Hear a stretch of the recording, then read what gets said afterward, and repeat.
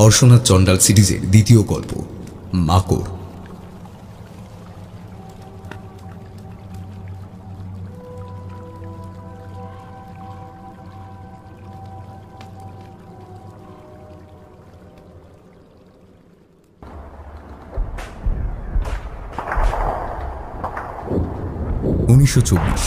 জুলাই মাস।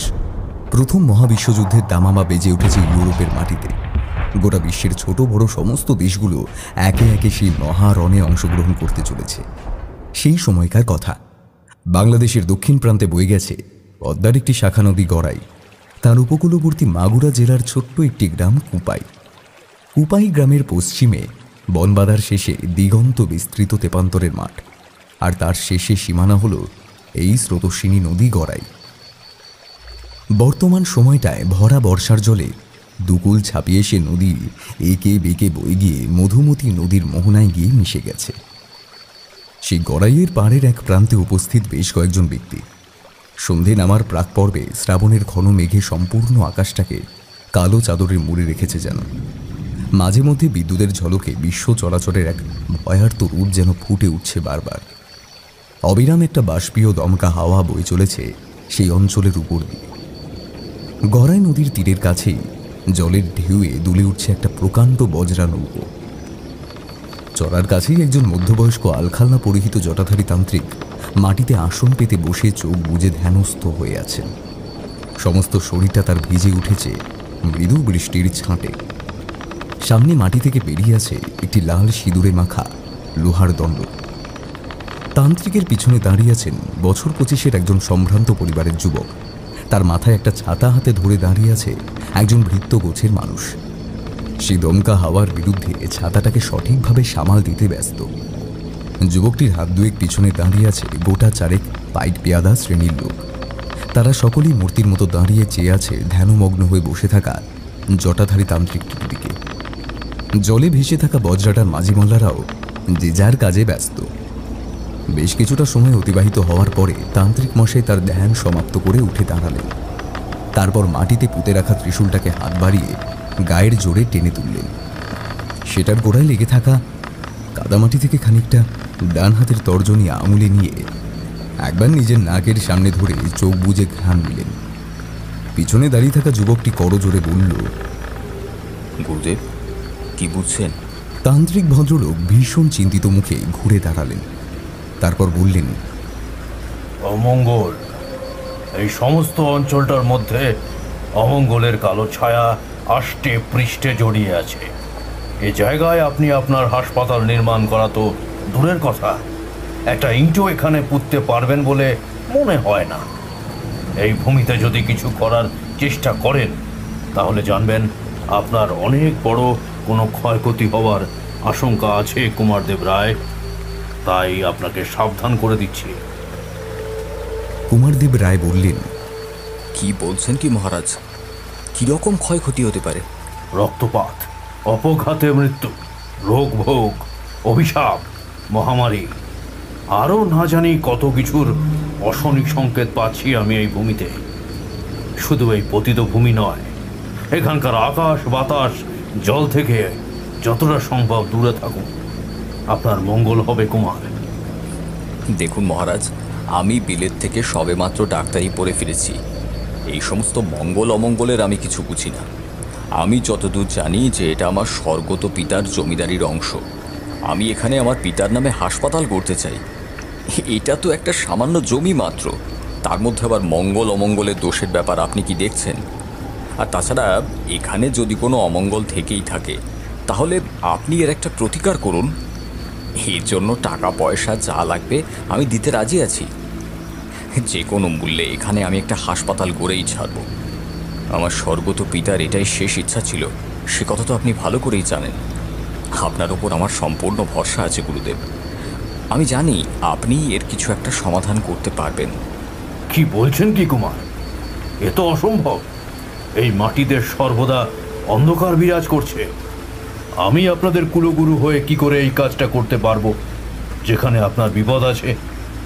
আপনি জানেন বোধহয় এই জায়গাটা একসময় শ্মশান ভূমি হিসেবে ব্যবহার করা হয়েছিল। কলেরা মহামারীর সময় শয়ে শয়ে মৃত মানুষের চিতা এখানে জ্বলেছে, তার ছাই এখানকার মাটিতে মিশে আছে। কত শত অর্ধ পোড়া মৃতদেহ ভেসে গেছে গড়াইয়ের জলে। আর তাই আজও তাদের সমস্ত অতৃপ্ত আত্মাদের চারণভূমি হয়ে দাঁড়িয়ে আছে এই সমস্ত অঞ্চলটা। যারা আজও বন্দী হয়ে আছে এখানে, এই ভূমিতে, তাদের মুক্তি দেওয়ার মতো তখনকার সময় কেউ ছিল না, আর আজও নেই। এই মাটিতে তারাই মাকড় হয়ে অবস্থান করছে। না না না না না, এ অসম্ভব কুমার। আমি এই কাজটি কিছুতেই করতে পারবো না। আমাকে আপনি ক্ষমা করুন। এমন কথা বলবেন না গুরুদেব। আপনি আমার নমস্য ব্যক্তি, আপনি আমাদের কুলগুরু। আপনি আমার খাতিরে সেই সুদূর গঙ্গাসাগর থেকে আমার কাছে ছুটে এসেছেন। আপনার উপর আমার সমস্ত আশা ভরসা ছেড়ে আমি বসে আছি। আপনি যা বলবেন তাই হবে, কিন্তু এই সমস্যার একটা সমাধান আপনাকে করতেই হবে। কিন্তু মাকড়ের সঙ্গে লড়াই করা আমার দ্বারা তো সম্ভব নয় কুমার। মাকড়? সে আবার কি গুরুদেব? মাকড়, মনে করুন একটা পোকা যখন গাছের পাতায় তার ছোট্ট ছোট্ট ডিম পাড়ে, তাকে বলে মাকড়। আর তেমনি অতৃপ্ত আত্মারা যখন সম্মিলিতভাবে একটি সূক্ষ্ম শরীর গঠন হয়ে একসাথে এই পৃথিবীতে অবস্থান করে, তাকে আমি বলি মাকড়। খালি চোখে আপনার মতো মানুষদের পক্ষে তাদের দেখা পাওয়া প্রায় অসম্ভব। তবে সে সূক্ষ্ম দেহধারী হলেও তার নিহিত শক্তি অসীম, তার সাথে তার আকারও। মাকড়কে জাগালে বা তাদের চারণভূমিতে প্রবেশ করলে সে যে কি ভয়ঙ্কর ক্ষতি করতে পারে, সেটা আমার পক্ষে ধারণা করা মুশকিল। গুরুদেব, সে মাকড় হোক বা মাটির কাকড়, আমার জানার দরকার নেই। আমি জানি আপনার ক্ষমতাও কিছু কম নয়। আপনি এর একটা প্রতিকার করুন। তবে আপনি ঠিকই বলেছেন গুরুদেব। আমার পরলোকগত পিতার মুখেও একবার আমি শুনেছি যে 18 শতকের শুরু থেকে একেবারে শেষ অবধি মোট 5 বার কলেরা রোগটা ভীষণভাবে একটা মহামারীর আকার ধারণ করেছিল। তাতে বিনা চিকিৎসায় বাংলাদেশের ঘরে ঘরে লক্ষ লক্ষ মানুষ প্রাণ হারিয়েছিল। সেই মৃত মানুষদের পোড়ানোর জায়গা অবধি পাওয়া যাচ্ছিল না। ভয়ঙ্কর সেই পরিস্থিতি দেখে আমার পিতামহ এই প্রান্তর সহ মগুরার বহু অঞ্চলে অস্থায়ী একটি করে শ্মশান এবং গোড় দেওয়ার জন্য গোরস্থানের সুবন্দোবস্ত করে দিয়েছিলেন। কিন্তু সে তো আজ থেকে বহু বছর আগেকার ঘটনা। এখন তো আর এটা শ্মশানও নেই। এখন এই 19বিংশ শতকে বসে এই সমস্ত বিষয় নিয়ে খামোখা পড়ে থাকলে চলবে কি করে গুরুদেব? এ যে আমার পৈতৃক সম্পত্তি, এর সদ্ব্যবহার করতে পারবো না। একবার ভেবে দেখুন গুরুদেব, পুনরায় যদি কোনো মহামারী আসে, তাহলে তার সুচিকিৎসার জন্য আমার এই হাসপাতালে মানুষ ছুটে আসবে কি না? কত মানুষ এর কারণে উপকৃত হবে বলুন একবার। বিনা পয়সায় তাদের চিকিৎসা হবে। তান্ত্রিক মশাই বেশ খানিকটা সময় চিন্তা করলেন, তারপর বললেন, দেখুন কুমার, আপনাকে যদি আপনার বাস্তুভিটে থেকে বলপূর্বক কেউ নিষ্কাশিত করে দেয় বা করার চেষ্টা করে, তাহলে আপনি সেই ব্যক্তিটাকে কি শাস্তি দেবেন? কুমারদেব রায় বললেন, কার এত বড় ক্ষমতা আছে যে আমাকে আমার বাস্তুভিটা থেকে উৎখাত করবে? আর যদি তাই হয়, তাহলে তার হাত পা বেঁধে পারলে এই গড়াইয়ের প্রবল স্রোতের মধ্যে ভাসিয়ে দিব। ভেবে দেখুন, আপনিও কিন্তু এই সময় তেমনটাই করতে চলেছেন কুমার। আপনি আপনার অজান্তেই কারোর কাছ থেকে তার বাস্তুভিটা কেড়ে নিতে চাইছেন, আর আশা করি সে আপনার কৃতকর্মের শাস্তি দিতে পিছু পা হবে না। আপনি কার কথা বলছেন গুরুদেব? এই মাকড় নাকি বললেন, সে কি?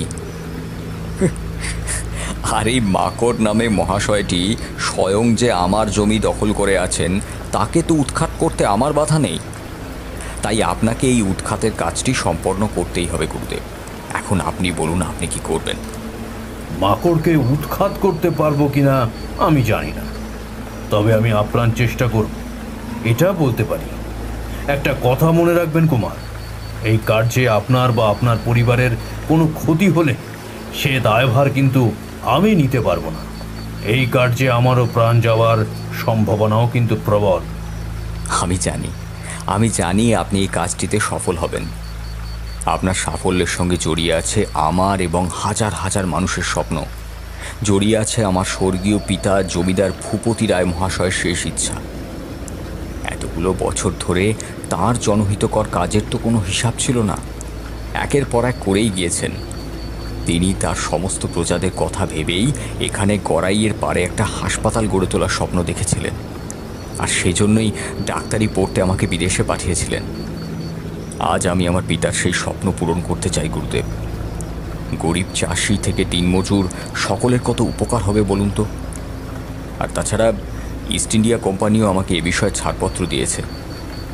অবশ্যই মুনাফা অর্জনের জন্যই ছাড়পত্রটা দিয়েছে, তাই তো তারা তাদের কোম্পানির নিজস্ব ইঞ্জিনিয়ার বড় বড় সাহেব সুবোদের ঘন ঘন পাঠিয়ে জায়গাটাকে বার কয়েক ঘুরে জরিপ করে গিয়েছেন। কুমার, স্বার্থ ছাড়া কেউ চলে না। নিজের দেশে নিজের ভিটেতে একটা জনহিতকর কার্য করতে যাচ্ছেন, তাতেও বিদেশিদের দখলদারি। মা চামুন্ডাই জানেন এদের হাত থেকে রক্ষা পাবো কবে, তিনিই জানেন। একদিন তো স্বাধীনতা আসবেই গুরুদেব। দিকে দিকে আন্দোলন, বিপ্লব, লড়াই, বিক্ষোভ চলছে। মানুষ আজ ব্রিটিশদের বিরুদ্ধে ঐক্যবদ্ধ হয়েছে। আর বোধহয় বেশি দিন নেই গুরুদেব, স্বাধীনতা আসবেই আসবে। হয়তো দেখুন এত বছর পর আমরা তার দোরগোড়ায় এসে দাঁড়িয়ে গেছি। আমরা আমাদের দেশের স্বাধীনতা চাক্ষুষ দেখতে পাবো কিনা জানি না, তবে আমাদের সন্তানরা আশা করি সে সুখ থেকে বঞ্চিত হবে না। তবে যতদিন বাঁচব গুরুদেব, দেশের মানুষগুলোর জন্য আমি করে যাব। আমার পিতার দেখানোর পথেই আমি চলব গুরুদেব। তাই যেন হয়, আশীর্বাদ করি। এখানে হাসপাতাল হলে এই সমস্ত অঞ্চলটা কেমন জনবহুল হয়ে উঠবে বলুন তো একবার। এখানকার গায়ের পথঘাট নতুন করে তৈরি হবে, ইলেকট্রিকের বাতি বসবে, আলোয় ঝকমক করবে চারদিকটা। আর তখন এই সমস্ত জঙ্গলের অভিশাপ, অমঙ্গল, দোষ সব কিছু ধীরে ধীরে আলোর রোশনাইতে ঢাকা পড়ে যাবে। আপনি বড্ড ভুল করছেন কুমার। হাজার হাজার আলোর অগোচরে একটা অন্ধকার থেকেই যায়, আর সেই অন্ধকারে বিরাজ করে মাকড়ের মতো বিদেহী আত্মার দল। তারাই ডেকে আনে যত সর্বনাশ। তাহলে আপনি সেই বিদেহী আত্মাদের চিরশান্তির ব্যবস্থা করুন গুরুদেব। দেখুন কুমার, আমি আমার কার্যকারিতায় কতটা সফল হব আমি জানি না, তবে ঈশ্বরের কাছে প্রার্থনা করি তিনি যেন আমাকে সুস্থ সবল রাখেন। তবে যদি আমার সঙ্গে খারাপ কিছু ঘটেও যায়, যদি আমি মৃত্যুবরণও করি, তাহলে গড়াইয়ের ওপারে নারায়ণপুরে গিয়ে হর্ষনাথ চণ্ডালকে খুঁজে নিয়ে আসবেন। তিনি হয়তো এই বিষয়ে কিছু একটা সমাধান করতে পারবেন। তাকে গিয়ে এই তান্ত্রিক চক্রপাণির কথা বললেই হবে, উনি আমাকে বেশ ভালো করেই চেনেন। আমরা দুইজনে বছর 5 মতো সুন্দরবনের শামুকখোলের চড়ায় বসবাস করেছিলাম। আশা করি আমার নাম শুনে আপনাদের উনি ফিরিয়ে দেবেন না। তবে তিনি খুব শক্ত প্রকৃতির মানুষ হলেও গরিবের দুর্ভোগ, দুর্দশা, বিপদ আপদ শুনলে উদ্ধার করতে ছুটে আসেন। হর্ষনাথ চণ্ডাল নামটা খুব চেনা চেনা লাগছে বলে মনে হচ্ছে। তিনি কে বলুন তো? উনি কে? উনি একজন স্বনামধন্য জ্ঞানী তান্ত্রিক, এবং তার সাথে তিনি একজন বিখ্যাত কবিরাজ। তবে উনি চণ্ডাল নামেই এই অঞ্চলে বেশি প্রসিদ্ধ। তিনি লোকালয় থেকে দূরে বনবাদারে, নদীর চড়ায় বা শ্মশানের আশেপাশেই থাকতে বেশি পছন্দ করেন। ওপারে নারায়ণগঞ্জের কাছে গড়াইয়ের জলে ভেসে আসা পচা গলা মরা উনি পোড়ান। ও হর্ষনাথ, এইবার চিনতে পেরেছি। শুনেছি উনি মরা পোড়ান, কিন্তু তাকে তো আমি ডোম বলেই চিনি। না, ডোম নয়। আপনি তাহলে সেইভাবে মানুষটাকে চেনেনই না কুমার। উনি চণ্ডাল। ওনার শরীরে দয়া মায়ার বিন্দুমাত্র কোনো স্থান নেই। যার সাহস এবং শক্তির পরীক্ষা নিতে যাওয়া মানে আপনার আমার মতো মানুষের মূর্খামি করা হবে। যার দর্শন করা মানে সাক্ষাৎ নরকের দূতের সম্মুখীন হওয়া। তিনিই হলেন হর্ষনাথ চণ্ডাল। বহু বছর ধরে সুন্দরবনের বনাঞ্চলের বিভিন্ন চরে ঘুরে ফিরে তিনি নানান গুপ্ত সাধনা শিক্ষা নিয়ে নিজেই এক সময় হয়ে উঠেছিলেন আজকের হর্ষনাথ তান্ত্রিক। তবে তাকে কেউ তান্ত্রিক বা কবিরাজ বলাটা তিনি মোটেও পছন্দ করেন না। তন্ত্র সাধনার সাথে সূক্ষ্ম বুদ্ধি মিলিয়ে যে কোনো বিপদকে সমূলে উৎখাত করতে তার মতো আর দুটি মানুষ আমাদের বাংলাদেশে প্রায় নেই বললেই চলে। বহু জমিদার থেকে গরিব মানুষকে তিনি বিপদের হাত থেকে রক্ষা করেছেন। তাই তাকে একবার খবর পাঠাতে ভুলে যাবেন না যেন কুমার। মনে করবেন এটা আপনার গুরুর আদেশ। যদি আপনার পিতার স্বপ্ন সত্যি করতে চান তাহলে আমার মৃত্যু হলে তাকে অবশ্যই ডেকে নিয়ে আসবেন। দয়া করে এসব অলক্ষণে কথা বলবেন না মহারাজ। তবে আপনি যখন বলছেন তখন দরকার পড়লে তাই হবে। আপনি থাকলে আশা করি ওসব কিছুই হবে না। এবার আপনি বলুন, আপনি কবে আপনার শুভ কার্যটি করবেন? আগামী শ্রাবণ মাসের শেষ মঙ্গলবার বেদ পুজোর জন্য অতি উত্তম সময়। ঠিক আছে, তাই হবে গুরুদেব। আপনার পূজার সামগ্রী যা যা লাগবে তার আপনি একটা ফর্দ করে দেবেন। আমি সমস্ত কিছুর ব্যবস্থা করে দেবো। এবার চলুন, ফেরা যাক। সন্ধ্যা নামছে, সাথে বৃষ্টিটাও মুষলধারে নামতে পারে দেখছি। তুফান উঠলে আশেপাশে ঠাঁই নেওয়ার কোনো ব্যবস্থা নেই। তাই তো দেখছি। চলুন তাহলে এগোনো যাক।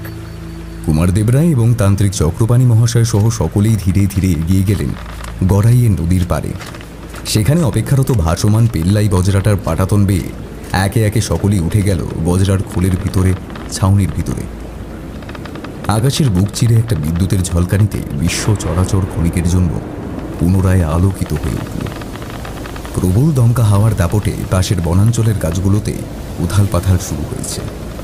নদী কূল থেকে নোঙর তুলে বজরাটা ধীরে ধীরে বয়ে চলল মধুমতি নদীর মোহনার দিকে। বর্ষার কালো মেঘ আর সন্ধ্যের অন্ধকারে ঢেকে যাওয়া গড়াইয়ের পাড়ের সেই ফাঁকা প্রান্তরের একপাশে অবস্থিত বনাঞ্চলের ভিতর থেকে ডেকে উঠল একটা নান্না জানা প্রাণী। আর তার সাথে ধপ করে জ্বলে উঠল 4 জোড়া জ্বলন্ত চোখ। লোহার দণ্ডপোতা জায়গাটার ছোট্ট গর্তটা থেকে গলগল করে বেরিয়ে এলো টাটকা তাজা রক্ত। বৃষ্টির জলে ধুয়ে গিয়ে সে রক্ত বয়ে গিয়ে গড়াই নদীর কালো জলে মিশে যেতে লাগলো। আচমকা একটা প্রচণ্ড দমকা হাওয়ার সাথে অঝোর ধারায় বৃষ্টি নেমে সেই 4 জোড়া চোখগুলোকে যেন মুহূর্তের মধ্যে অন্ধকারের অতলে মিলিয়ে গেল।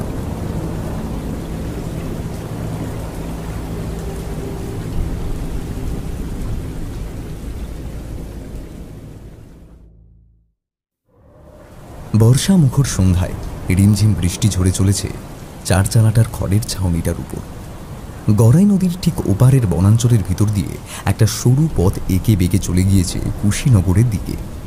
সেই পথের শেষে হাওড়ের কূলের ধারে একটা ছোট্ট তালপাতার কুটিরের ভিতর বিশাল এক দেহধারী মানুষ বসে তখন নিজের কাজে ব্যস্ত। টিমটিমে লণ্ঠনের আলোটা মাঝে মধ্যে বাতাসে দুলে উঠে ঘরের ভিতরটায় একটা অদ্ভুত পরিবেশের সৃষ্টি করেছে। দেহধারী লোকটা এক মনে হামানদিস্তায় বেশ কিছু সবজি রঙের পাতা আর গোটা কয়েক শেকড়ের খণ্ড সশব্দে পেশাই করতে করতে এক চিলতে জানলার ফাঁকা দিয়ে মাঝাউরের কালো জলের পানে চেয়ে আছে। বাইরেটায় তখন ঘুটঘুটে অন্ধকার। শো শো শব্দে হাওয়া বয়ে এসে খড়ের ছাউনি আর তালপাতার দেওয়ালগুলোতে একটা অদ্ভুত শব্দের সৃষ্টি করেছে। খানিক বাদেই সেই শব্দের সাথে ছাউনির বাইরে থেকে একজন বৃদ্ধ মানুষের কণ্ঠস্বর কানে ভেসে এলো। হর্ষনাথ, হর্ষনাথ, বাসায় আসো নাই? হর্ষনাথ নিজের হাতের কাজ বন্ধ করে লণ্ঠন হাতে নিয়ে নিঃশব্দে এগিয়ে গেল ঘরটার বেড়ার দরজার দিকে। দরজাটা খুলে দিতেই লণ্ঠনের আলোয় চোখ পড়ল একজন রোগাটে গোছের বৃদ্ধ মানুষ। বাইরের অন্ধকারে লাঠিতে ভর দিয়ে দাঁড়িয়ে বৃষ্টিতে ভিজছে। বৃদ্ধের পরনের নোংরা ময়লা খাটো ধুতিটা বৃষ্টির জলে ভিজে গিয়ে জবজবে হয়ে উঠেছে। তার চোখ মুখে লেপ্টে আছে পথের পরিশ্রম আর একটা হতাশার ছাপ। হর্ষনাথ মৃদুস্বরে বলল, কালাম চাচা, আপনি এই সময় কি হয়েছে? আইসেন, ভিতরে আইসেন। কালাম চাচা লাঠিতে ভর দিয়ে ধীর পায়ে ঘরে ঢুকে এলো। এরপর কোমর থেকে নিজের ভেজা গামছাটাকে খুলে চোখ মুখের জল মুছতে মুছতে বৃদ্ধ বললেন, বড় বিপদে পড়ে তোমার কাছে সইটা ইসলাম গো হর্ষনাথ, আমারে রক্ষা করো। হর্ষনাথ ঘরের মেঝেতে একটা চাটাই বিছিয়ে দিয়ে বলল, এইখানে বয়েন চাচা, তারপর খন আপনার কি বিপদ হয়েছে? কালাম চাচা লাঠিতে ভর দিয়ে এগিয়ে এসে কোনো রকমে তার জরাজীর্ণ বৃদ্ধ শরীরটাকে নিয়ে চাটাইতে বসে পড়েন। এরপর কাঁপা কাঁপা গলায় বললেন, মোর সাওয়াল ফজলুল মিয়া আইস সকালে নাও বাইয়া গেছিল কুপাইয়ের চড়ায়। আমার কাছে গাই সুন্দরী হেয়ার আবার গাভীন হইছে। অলজ্ঞা সে চড়ায় ঘাস কাটতে গেছিল, আর সেই যে গেছে অহন সে বাসায় ফেরে নাই। কি হইল কিছুই তো বুঝতে পারতাছি না। তুমি তুমি যদি কিছু একটা করো। হর্ষনাথ একটুখানি হতবাক হয়ে বলল, কুপাইয়ের চড়ায় গেছে? আইকে হ। সেইখানে কি সে একা গেছিল নাকি? না, ওর লগে ওর দোস্ত হায়দার মিয়া ছিল, সেও তো অহনও তার বাসায় ফেরে নাই।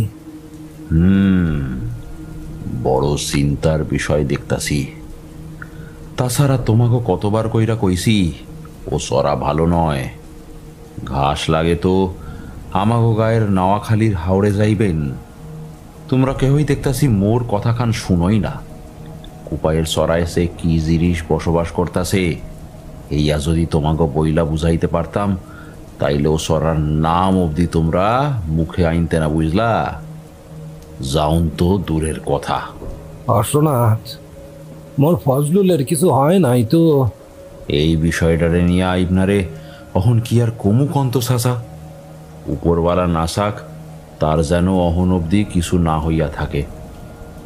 ফজলুলের সেইখানে যাউন ঠিক হয় নাই।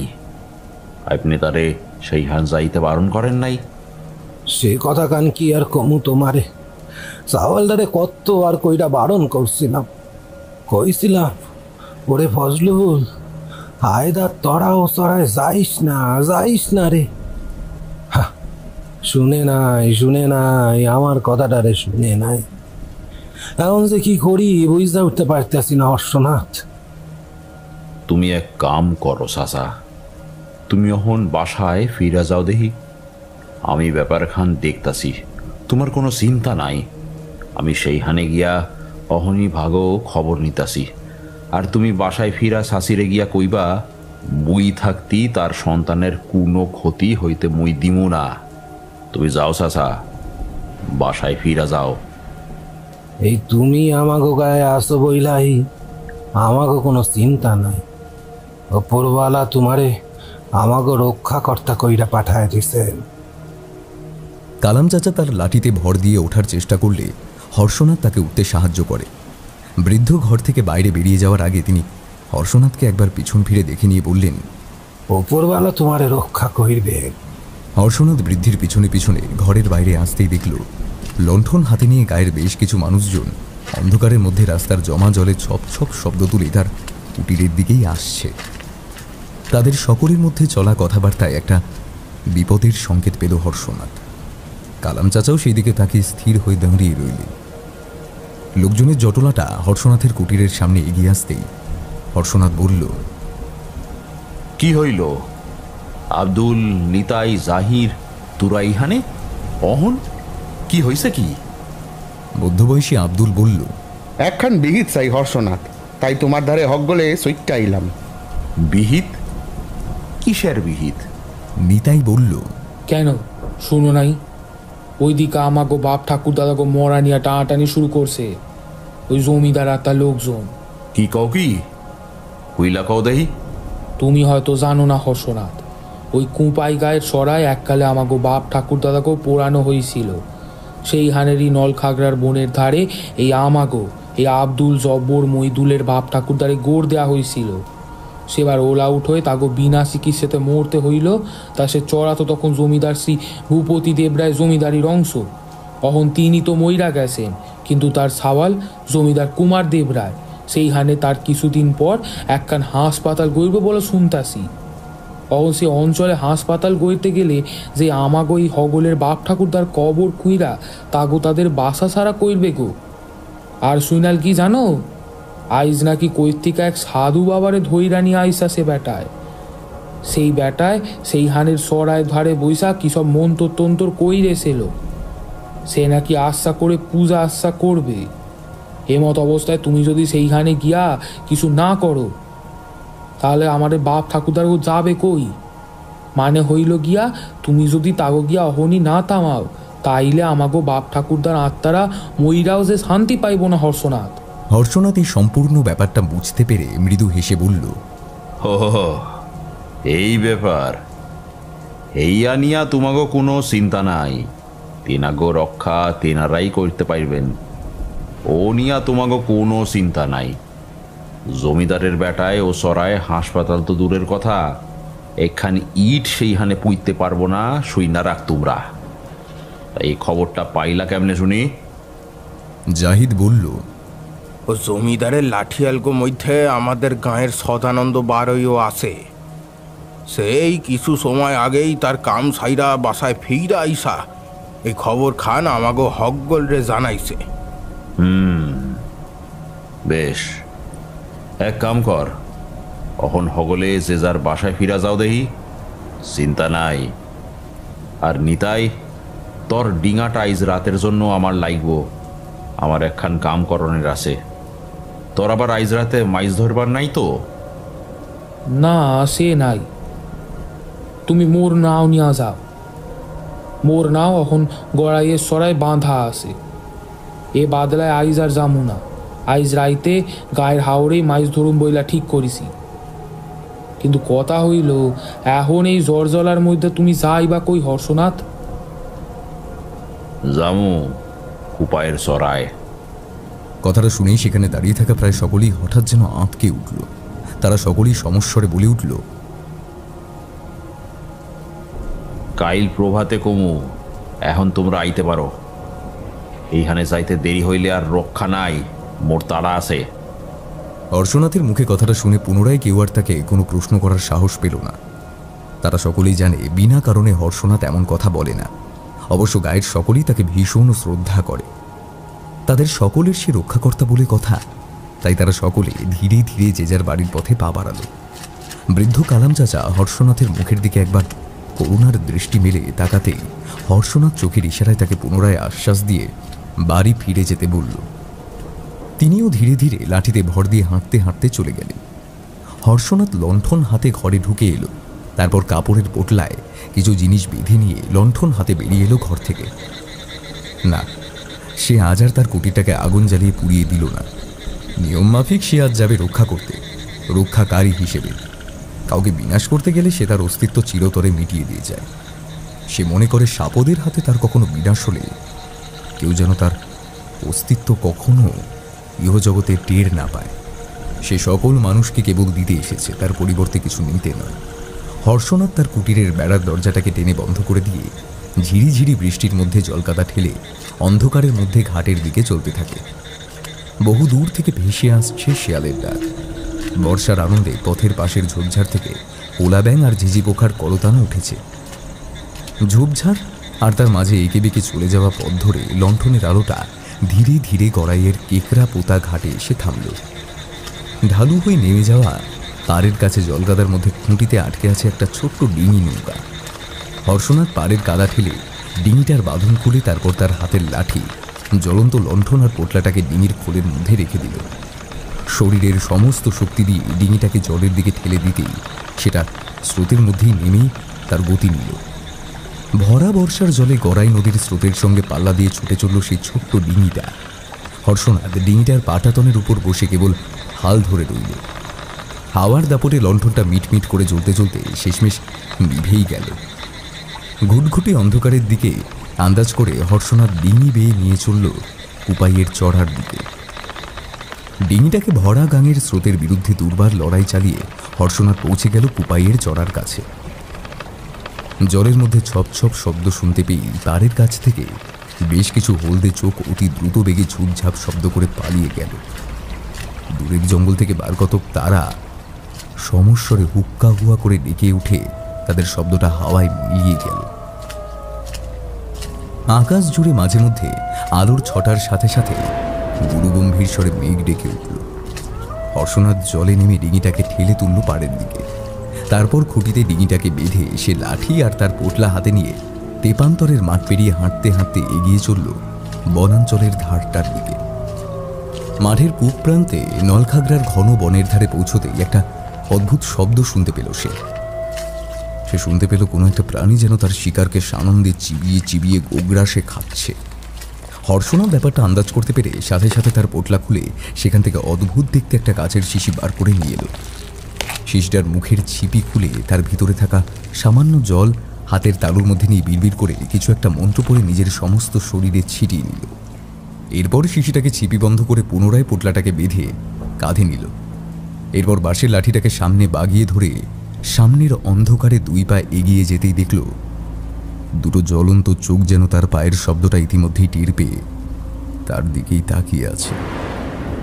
অদ্ভুত আকৃতির সেই প্রাণীটা তার বিরাট আকার বপু নিয়ে খানিকটা ঝুঁকে বসে একটা মৃতদেহের পেটের ভিতর থেকে তার সমস্ত নাড়ি ভুড়ি মাংস হাতে নিয়ে খুবলে খুবলে খাচ্ছে। অদ্ভুত বিকটাকার সেই প্রাণীটার তীক্ষ্ণ ধারালো মুখের আঘাতে ক্ষতবিক্ষত হয়ে যাচ্ছে মাটিতে পড়ে থাকা মৃতদেহটার শরীরটা। হঠাৎই হর্ষনাথের দিকে একটা জ্বলন্ত চোখের দৃষ্টি নিক্ষেপ করে প্রাণীটা একবার ভয়ঙ্কর গর্জন করে উঠল।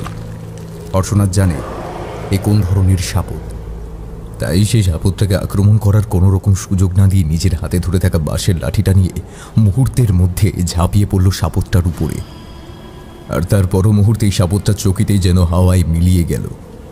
নলখাগড়ার ঝোপের মধ্যে কাদায় পড়ে হর্ষনাথ খানিকটা বেসামাল হয়ে পড়েছিল। তারপর নিজেকে কোনো রকমে সামলে নিয়ে লাঠিতে ভর করে ঝোপ থেকে উঠে দাঁড়ালো। ঘুটঘুটে অন্ধকার মাখানো পরিবেশটাকে সে একবার ভালো করে জরিপ করে নিল। এরপর আধ খাওয়া রক্তাক্ত মৃতদেহটার হাত ধরে টানতে টানতে নিয়ে চলল ঝোপের বাইরে। মৃতদেহটাকে নিয়ে খোলা মাঠের উপর পৌঁছে ক্ষণিকের জন্য দাঁড়িয়ে নিল সে।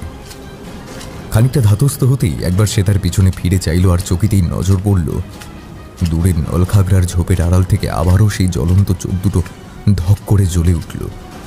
হর্ষনাথ আর দাঁড়িয়ে থাকতে পারল না, আবারও নিজের এক হাত দিয়ে মৃতদেহটাকে টানতে টানতে নিয়ে চলল পাড়ের দিকে। মরাটাকে পাড়ে রেখে তার পোটলা আর লাঠিটাকে ডিঙির খোলে রেখে নিয়ে মরাটাকে কোলা ভাজা করে ডিঙিতে গিয়ে তুলল। এরপর দড়ির বাঁধন খুলে ডিঙিটাকে ঠেলে দিল জলের মধ্যে। এরপর চলন্ত ডিঙিতে এক লাফে উঠে দাঁড় বাইতে লাগলো। ওদিকে নলখাগড়ার বন থেকে সেই সাপতটা যেন তার জ্বলন্ত চোখের দৃষ্টি নিক্ষেপ করে গর্জন করতে করতে তার দিকেই ছুটে আসতে লাগলো। গড়াইয়ের প্রবল স্রোতের টানে হর্ষনাথ সেই সময় কুপাইয়ের চড়া থেকে অনেকটা দূরে চলে এসেছিল। সেই সময় দূর থেকে শুনতে পেল সাপতটার ভয়ঙ্কর এক তীব্র গর্জন। তার সাথে সাথে আকাশের কোলে বিদ্যুতের এক তীব্র আলোক ছটায় মাঝে দাঁড়িয়ে থাকা সে বিকটাকৃতির সাপতটাকে সামান্য সময়ের জন্য নজরে পড়ল। সাপতটাকে এক মুহূর্ত নজরে আসতেই হর্ষনাথের ঠোঁটের কোণায় এক অদ্ভুত হাসির রেখা খেলে গেল। মুখ থেকে তার অজান্তেই বেরিয়ে এলো একটা কথা, মাকড়। গড়াই নদীর প্রবল ঢেউয়ের বিমুখে দাঁড় বাইতে বাইতে হর্ষনাথ লক্ষ্য করল কেকরাপোতা ঘাটের চড়ায় টিম টিম করে জ্বলছে বেশ কয়েকটা লণ্ঠনের আলো। বাতাসের তীব্রতা আর বৃষ্টির ছাটকে উপেক্ষা করে ছাতা মাথায় দিয়ে বেশ কয়েকজন গ্রাম্য মানুষের প্রতিচ্ছবি যেন সেই চড়ার অন্ধকারে পটচিত্রে ধীরে ধীরে ফুটে উঠতে শুরু করল। হর্ষনাথের বুঝতে অসুবিধা হলো না যে কালাম চাচা এতক্ষণে ফজলুল আল হায়দারের ঘরে না ফেরার খবরটা গায়ের সকলের মাঝে ভাগ করে নিয়েছেন। হর্ষনাথের সমস্ত শরীরটা তখন ভিজে উঠেছে। পোলের মধ্যে বৃষ্টির জমা জলের সাথে তার টাটকা তাজা রক্ত মিশে গিয়ে ফজলুলের আধ খাওয়া মৃতদেহটা চিত হয়ে হাত পা ছড়িয়ে তার উপর ভেসে যাচ্ছে। ঘাটের প্রায় কাছাকাছি ডিঙিটা পৌঁছতেই পাড়ে দাঁড়িয়ে থাকা লোকজনের মধ্যে থেকে নিতাই একটা দড়ি হাতে নিয়ে হর্ষনাথের উদ্দেশ্যে উচ্চস্বরে চেঁচিয়ে বলল, হর্ষনাথ, কাশিদারে সামলাল। এমন ভরা বর্ষার দুকুল ছাপিয়ে দুর্বার গতি নিয়ে ছুটে চলা জলস্রোতের মাঝে ঘাটের কাছে ছোট্ট এই ডিঙি নৌকো ভেড়ানো এতটাও সহজ নয়। কথাটা শেষ করেই নিতাই তাকে উদ্দেশ্য করে দড়ি ছুড়ে দিল, কিন্তু হর্ষনাথ ডিঙির হাল সামলাতে গিয়ে সেটাকে ধরতে অসমর্থ হল। উথাল পাথাল ঢেউয়ের দোলায় হর্ষনাথ বার কতকের চেষ্টায় দড়িটাকে এক হাতে ধরে ফেলল। এরপর দড়িটাকে খোলের পাটাতনের সাথে বেঁধে ফেলতেই পাড়ে দাঁড়িয়ে থাকা বেশ কয়েকজন মিলে ডিঙিটাকে তাদের সর্বশক্তি দিয়ে দড়ির উপর মাথাটাকে টানতে থাকল। আর হর্ষনাথ কেবল ডিঙির খোলের মাঝে দাঁড়িয়ে দাঁড় সামলে উচ্চস্বরে চেঁচিয়ে তাদের উৎসাহ দিতে লাগল। হেই সামালো! পাড়ে দাঁড়িয়ে থাকা মানুষগুলো হর্ষনাথের সাথে তাল মিলিয়ে ডিঙির দড়িতে টান দিয়ে তারস্বরে চেঁচিয়ে বলছে, হর্ষনাথ, কাশিদারে সামাল। হেই সামালো! কাশিটারে সামাল। কি অদ্ভুত সেই সমস্বরের কলতান! একেই বোধহয় বলে মানুষের সঙ্গে প্রকৃতির এক দুর্বার লড়াই। গড়াইয়ের প্রবল ঢেউ আর ঝোড়ো হাওয়ার দাপটের মহাশক্তির সাথে গুটি কয়েক গৃহ মানুষের জীবন মরণ সে লড়াই যেন দুর্বলের উপর সবলের প্রহার হানছে বারবার। দুর্বল গ্রাম্য মানুষগুলোর অক্লান্ত পরিশ্রম যেন বিজয় ঘোষণা করল। শেষকালে সবলের উপর প্রহার হানল। ডিঙিটা ক্যাঁকড়াপোতা ঘাটের তীরে এসে ঠেকল। ডিঙি থেকে নেমে পড়তেই হর্ষনাথ তাদের সাথে হাত লাগালো। জল থেকে খানিকটা পাহাড়ের দিকে টেনে তুলল ডিঙি নৌকাটাকে। এরপর ঘাটে পোতা খুঁটির সঙ্গে দড়ি বাঁধল। হর্ষনাথ দাঁড়িয়ে শরীরের জল ঝাড়তে ঝাড়তে এগিয়ে আসতে গায়ের কয়েকজন হাঁপাতে হাঁপাতে তার কাছেই এগিয়ে এলো। তাকে ঘিরে ধরল তারা। তাদের সকলের জটলার মধ্যে থেকে লণ্ঠনের আলোয় বৃদ্ধ কালাম চাচার অজস্র বলিরেখাযুক্ত চিন্তিত মুখে একটাই প্রশ্ন নিয়ে লাঠিতে ভর দিয়ে এগিয়ে গেল হর্ষনাথের কাছে। সেই মুহূর্তে জাহিদ ডিঙির কোলে উঠে পড়ে সেখানে লণ্ঠনের আলো ফেলতেই তার মুখ থেকে আচমকাই একটা শব্দ বেরিয়ে আসে। ফজলুল, ফজলুল! তার পর মুহূর্তে সে আর্তনাদ করে ওঠে। না না, হায় হায় হায় হায়, এ কি হইল ফজলুল, এ কি হইল? কালাম চাচা সেই দিকেই একবার দৃষ্টি মেলে চাইল। বাকি সকলেই ডিঙির দিকে আদো হাতে এগিয়ে গেল। ওদের মধ্যে কয়েকজন ফজলুলের খুবলে খাওয়া মৃতদেহটাকে দেখতে পেয়ে আঁতকে উঠে মুখ ফিরিয়ে পিছিয়ে এলো। কালাম চাচাও সেই দিকে এগিয়ে যেতে উদ্যত হলে পাশে দাঁড়িয়ে থাকা হর্ষনাথ বৃদ্ধের কাঁধে একটা হাত রেখে তাকে সেখানে যেতে বাধা দেয়। বৃদ্ধ কালাম চাচা ছলো ছলো চোখে একটা করুণ দৃষ্টি মেলে চাইতেই হর্ষনাথ তাকে উদ্দেশ্য করে নিচু স্বরে বলল, বড় দেরি হইয়া গেল, আমারে মাফ কইরা দিবেন কালাম চাচা। ফজলুল রে আর আপনার কোলে জিন্দা ফিরাই দিতে পারলাম না। কথাটা বলেই হর্ষনাথ পিছনে ফিরে এসে ডিঙিতে উঠে পড়ে। খোল থেকে রক্ত মাখানো ফজলুলের আধ খাওয়া মৃতদেহটা কোলপাজা করে নামিয়ে নিয়ে আসতেই এবার বৃদ্ধ একটা আর্তনাদ করে ওঠে। হর্ষনাথ কালাম চাচার পায়ের সামনে ভেজা মাটির উপর শুইয়ে দেয় ফজলুলের মৃতদেহটাকে। নিতাই একটা গামছা দিয়ে ফজলুলের শরীরটাকে ঢাকা দিয়ে দেয়।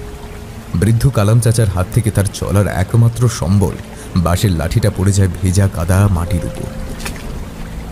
বিষামাল হয়ে ধপ করে বৃদ্ধ বসে পড়ে ফজলুলের মৃতদেহটার সামনে। এরপর হৃদয়ের গভীর থেকে উঠে আসে একটা চাপা কান্নার শব্দ। সন্তান হারানোর শোকের থেকে বড় শোক বোধ হয় আর কিচ্ছু হয় না এই জগতে। হর্ষনাথ বলল, জমিল, ফজলুল রে দাফানের ব্যবস্থা কর। কালাম চাচারে আর চাচিরে সামলাই নিস।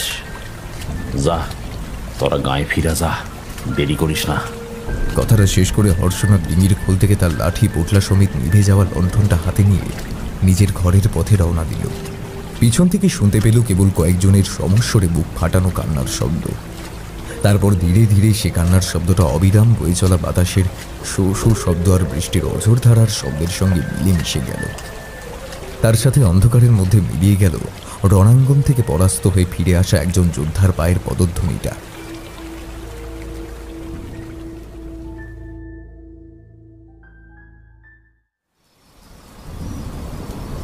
পরের দিন সকালে ম্যানগ্রোভ বনরাজির উপর দিয়ে অবিরাম বয়ে চলা মলিন বাতাসের মাঝে ঝিরিঝিরি বৃষ্টির জলের ধারার ঝমঝম শব্দ একে অপরের সাথে মিলেমিশে গিয়ে কুটিরের ভিতর একটা অদ্ভুত সুরের সৃষ্টি করে চলেছে।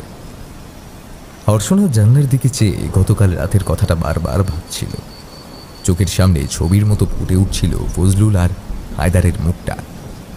ভাবছিল কি বা এমন বয়স তাদের, ওপরওয়ালা যেন অসময়ে কচি ফুল দুটোকে অকালে ঝরিয়ে দিল তাদের অজান্তে। অথচ এইসব কিছু যেন মুখ বুঝে থেকে তাকে আরও বহুবার সহ্য করতে হবে এখনো। সামনে এমন আরও দিন তাকে বারবার দেখতে হবে বোধহয়। হঠাৎ সেই সময় বাইরে থেকে একটা চেনা কণ্ঠস্বরে হর্ষনাথের ডাক পড়ল, হর্ষনাথ, ও হর্ষনাথ, হর্ষনাথ! খাড়াও, আইতাছি। হর্ষনাথ এগিয়ে গিয়ে দরজা খুলে দিতেই দেখল বাইরে দাঁড়িয়ে আছে নিতাই, জামিল আর সাথে গ্রাম প্রধান বৃদ্ধ কেদার রায় মশাই। হর্ষনাথ তাদের উদ্দেশ্য করে বলল, এই সাত সকালবেলা কি ব্যাপার? আবার কিছু হয়েছে নাকি? বৃদ্ধ কেদার রায় মশাই বললেন, তোমার লগে কিছু কথা কওনে ছিল গো, তাই তাইলে আইসেন, গরিবের কুটিরের ভিতর আইসেন আপনারা। হর্ষনাথ ঘরে ঢুকে এসে মাটির উপর একটা চাটাই বিছিয়ে দিল। তিনজনেই ঘরে ঢুকে এসে তারা সে চাটাইতে বসে পড়তেই ওদের মধ্যে থেকে নিতাই বলল, দেখো হর্ষনাথ, কথা হইল গিয়া তোমার কাছে আজ জানতে চাই যে কুপাইয়ের সরাই এমন কি আছে যে তুমি এইখানে আসনের পর থিকা আমাকে হগিলেরে সেইখানে যাইতে বারণ কইরা দিছ। এইয়া শুনলে পরে তোমরা আমার কথায় বিশ্বাস করিতে পারবা কি? কেদার রায় মশাই বললেন, হ্যাঁ করুম, তুমি কও দেহি। মুই জানতে চাই সেইখানে ফজলুল রে অমন কইরা কে মাইরা ফেইল, হায়দারের কি হইল সে কয়, তারে তুমি ফিরাই নিয়ে আইছো না কেন? জামিল বলল, তাগো দুইজনের কি হয়েছিল কও হর্ষনাথ, আমরা হগরের সে কথা জানতে চাই। হর্ষনাথ তার খড়ের বিছানায় বসে তারপর বলল, সেইখানের জঙ্গলে মাকড় আছে, আর কেউ তারে জাগায় তুলছে। তিনজনেই একসাথে বলে উঠল, মাকড়। এই দুনিয়ায় সব থেকে ভয়ঙ্কর আর শক্তিশালী প্রেত হইল এই মাকড়। যে তারে জাগায় সে তার প্রাণ না নিয়া অবধি শান্তি পায় না, আর সে যতক্ষণ জায়গা থাকব ততক্ষণ একটার পর একটা মাইন ছেড়ে মাইরা তার পেট ফুইরা নাড়ি ভুড়ি চিবায় খাইব। হা হা, হে এইটা তুমি কি কইলা? আমাগো হগরে কিসে একেবারে মেয়েরা ফেলবে নাকি হর্ষনাথ? তার কিছু ঠিক নাই, মাকড়ের চরিত্র বোঝা মুশকিল। এই লইগাই তোমাগো হগরে হেথায় যাইতে বারণ করছিলাম। আজ দেখতেই পাইলা তোমাগো চক্ষের সামনে তার ফল ভুগছে এই তোমাগো ফজলুল আর হায়দার সুখরা দুইটা বারণ করছিল, শুনে নাই। তাইলে তারে জাগাইলো কেডায়, কি কইরা? আমি তো এই আর কিছুই বুঝতে পারতেছি না হর্ষনাথ। তোমরা গতকাল কইলা না কি একজন তান্ত্রিক আইসা সেইখানে মন্তর তন্তর করছে? সেই দেহ গিয়া তাহারে জাগাইছে নাকি? হক কথা কইছ হর্ষনাথ, এ বেটায় ওই তান্ত্রিক টুরে জাগাইছে, নাইলে এতকাল তো ঠিকই ছিল। তাইলে সে মাকড় প্রেত না কি কইলা, সে আমাগো গায়ে সইলাইবে না তো? কিছুই কহন যায় না। সকলে মিলা এখন উপরওয়ালারে ডাক, সে যেন তোমাগো গায়ে না ঢুইকা আসে। তাইলে মনে কইর আমি কেন, কেউ আর তোমাগো রক্ষা করতে পারিব না। হর্ষনাথের মুখে এমন একটা কথা শুনে তিনজনে নিঃশ্বাস প্রশ্বাস যেন থেমে যেতে লাগলো। তাদের চোখে মুখে স্পষ্ট ফুটে উঠেছে ভয় আর আতঙ্ক মাখানো একটা ছাপ। খানিক পরেই কাঁপা কাঁপা গলায় কেদার রায় বলল, এখন আমাগো বাঁচার উপায় কিছু তোমার হাতে নাই হর্ষনাথ? হর্ষনাথ বুঝতে পারল যে এই গ্রাম্য নিরীহ মানুষগুলোর সমস্ত বিশ্বাস, আশা, ভরসার সুতোটা তার হাতেই বাঁধা, কিন্তু উপায় কিছুই নেই তার নিজের হাতেও। হর্ষনাথ একবার তার গুরু শ্রী রুদ্রনাথ গিরি মহারাজের মুখে শুনেছিল এই মাকড় হলো কয়েকশো প্রেতাত্মাদের মিলিত শক্তি, যার বিনাশ করা আমাদের মতো সাধারণ মানুষের দ্বারা কোনোভাবেই সম্ভব নয়। তাকে বিনাশ করতে পারে একমাত্র কোনো দৈব শক্তি। তবে সেই শক্তি অর্জন করতে গেলে অনেক সাধ্য সাধনার সাথে বহু দৈহিক পরিশ্রম করতে হয়, আর এইসবের সঙ্গে সর্বপ্রথম যা লাগে তা হল ধৈর্য এবং সুচতুর বুদ্ধি। হর্ষনাথের এইসব চিন্তার গতি স্তব্ধ হল জাহিদের কথায়। সে বলল, কি হইল হর্ষনাথ, তুমি কিছু কও না কেন? আমাগো কি বাঁচার কোনো উপায় নাই? হর্ষনাথ চিন্তা কাটিয়ে বলল, আছে। তিনজনের মুখেই এইবার একটা আশার প্রদীপের আলো যেন বিচ্ছুরিত হল। কেদার রায় মশাই বললেন, হ্যাঁ আছে, কও কি হর্ষনাথ? কও হর্ষনাথ, এই আর লইগা আমাগো কি কইতে হইবে? তুমি আমাগো যা উপদেশ দিবা আমরা হগলে তাই করুম। এই আর লইগা তোমাগো বাপ, ঠাকুর দাদা, তোমার আব্বু, আম্মি সকলরে ভুইলা যাইতে হইব। কি কও হর্ষনাথ, আমরা তাকে ভুইলা যাইমু কেমনে? কথাটা বলেই নিতাই জাহিদের দিকে তাকায়। জাহিদ বলে, এই অসম্ভব। কিন্তু কিন্তু কথা হইল, তুমি তাগো আমাদের ভুইলা যাইতে কইতাছো কেন? তারা কি কইল? জাহিদ, নিতাই, তোরা মনে রাখিস, কিছু পাইতে হইলে কিছু খোয়াইতে হয়। এ আমার গুরুর বাণী। আমিও জীবনে অনেক কিছুই খোয়াইছি, আর তার বদলে পাইছি তোমাগো হগলের এমন ভালোবাসা। তাই কই, তাগো ভুইলা যাইতে পারলি পরে তোমাগো জীবন রক্ষা পাইব, এইটাই হুদা মুই কইতে পারি। আর এইয়াই হইল তোমাগো বাঁচার একমাত্র অহন উপায়। কি কইবা নিজেরা অহন ঠিক করো। কিন্তু এই মাকড়ের লগে আমাগো বাপ ঠাকুরদার কাম কি? তারা আবার কি করছে? ওই যে কইলাম, শয়ে শয়ে মানুষে মরলে তাগো আত্মারা একত্র হইয়া এই মাকড়ের প্রেতাত্মার দেহ ধারণ করে। আর এই মাকড়ের দেহের মধ্যে মিলা রইছে তোমাগো হগলের বাপ ঠাকুর দাদার গো আত্মা। মাকড়রে বিনাশ করিলে তেনাগো বিনাশ হইব। নিতাই, জাহিদ আর কেদার রায় তিনজনে খানিকটা সময় হর্ষনাথের দিকে তাকিয়ে রইল। কি একটা চিন্তা করে নিল তিনজনে। তারপর ওদের মধ্যে থেকে কেদার রায় মশাই বললেন, ওইদিকে ছোট জমিদার মশাই তাকে বাসা সারা করাইতে চাই, আর তুমিও দেখতেছি ওই একই কথা কইয়া দিলা। তাইলে আর আমি কি করুম? গায়ে ফিরা গিয়া আপনাকে পঞ্চায়েত গায়িকা ঠিক করেন। আপনারা কি করবেন? আপনাকে ময়রা যাওয়া বাপ দাদাকে ভুলবেন, নাকি নিজে গো পরান্ডারে অকালে তার হাতে খোয়াইবেন? সকলই আপনাদের ইচ্ছা। নিতাই চড়াই ছেড়ে উঠে পড়ে বলল, ঠিক আছে হর্ষনাথ, আমরা হগলে মিলা একখান সমালোচনা করে ঠিক কইব। কেদার রায় আর জাহিদও চাটাই ছেড়ে উঠে পড়ল। কেদার রায় মশাই বললেন, আলোচনা ছাইরা তোমারে খবর দিমু। হর্ষনাথ সে কথার প্রতি উত্তরে বলল, ঠিক আছে ভাইবা দেখেন, আমি এইখানেই আসি। তিনজনে একে একে ভীষণ চিন্তিত মুখে ঘরের বাইরে পা বাড়াল। হর্ষনাথ দরজার বাইরে অবধি গিয়ে দাঁড়িয়ে রইল। বাইরের ঝমঝমে বৃষ্টির মধ্যে তিনজনে জল কাদা ঠেলে কুটিরের সামনের সরু পথটা ধরে গাঁয়ের দিকে ফিরে গেল। হর্ষনাথ ঘরে ঢুকে এসে ঘরের বিছানায় শুয়ে গভীর চিন্তায় নিমগ্ন হল। ঘরের ভিতরে হাওয়া আর বৃষ্টির ফোঁটার ঝমঝম শব্দের করতানটা আবার যেন পুনর্জীবিত হল।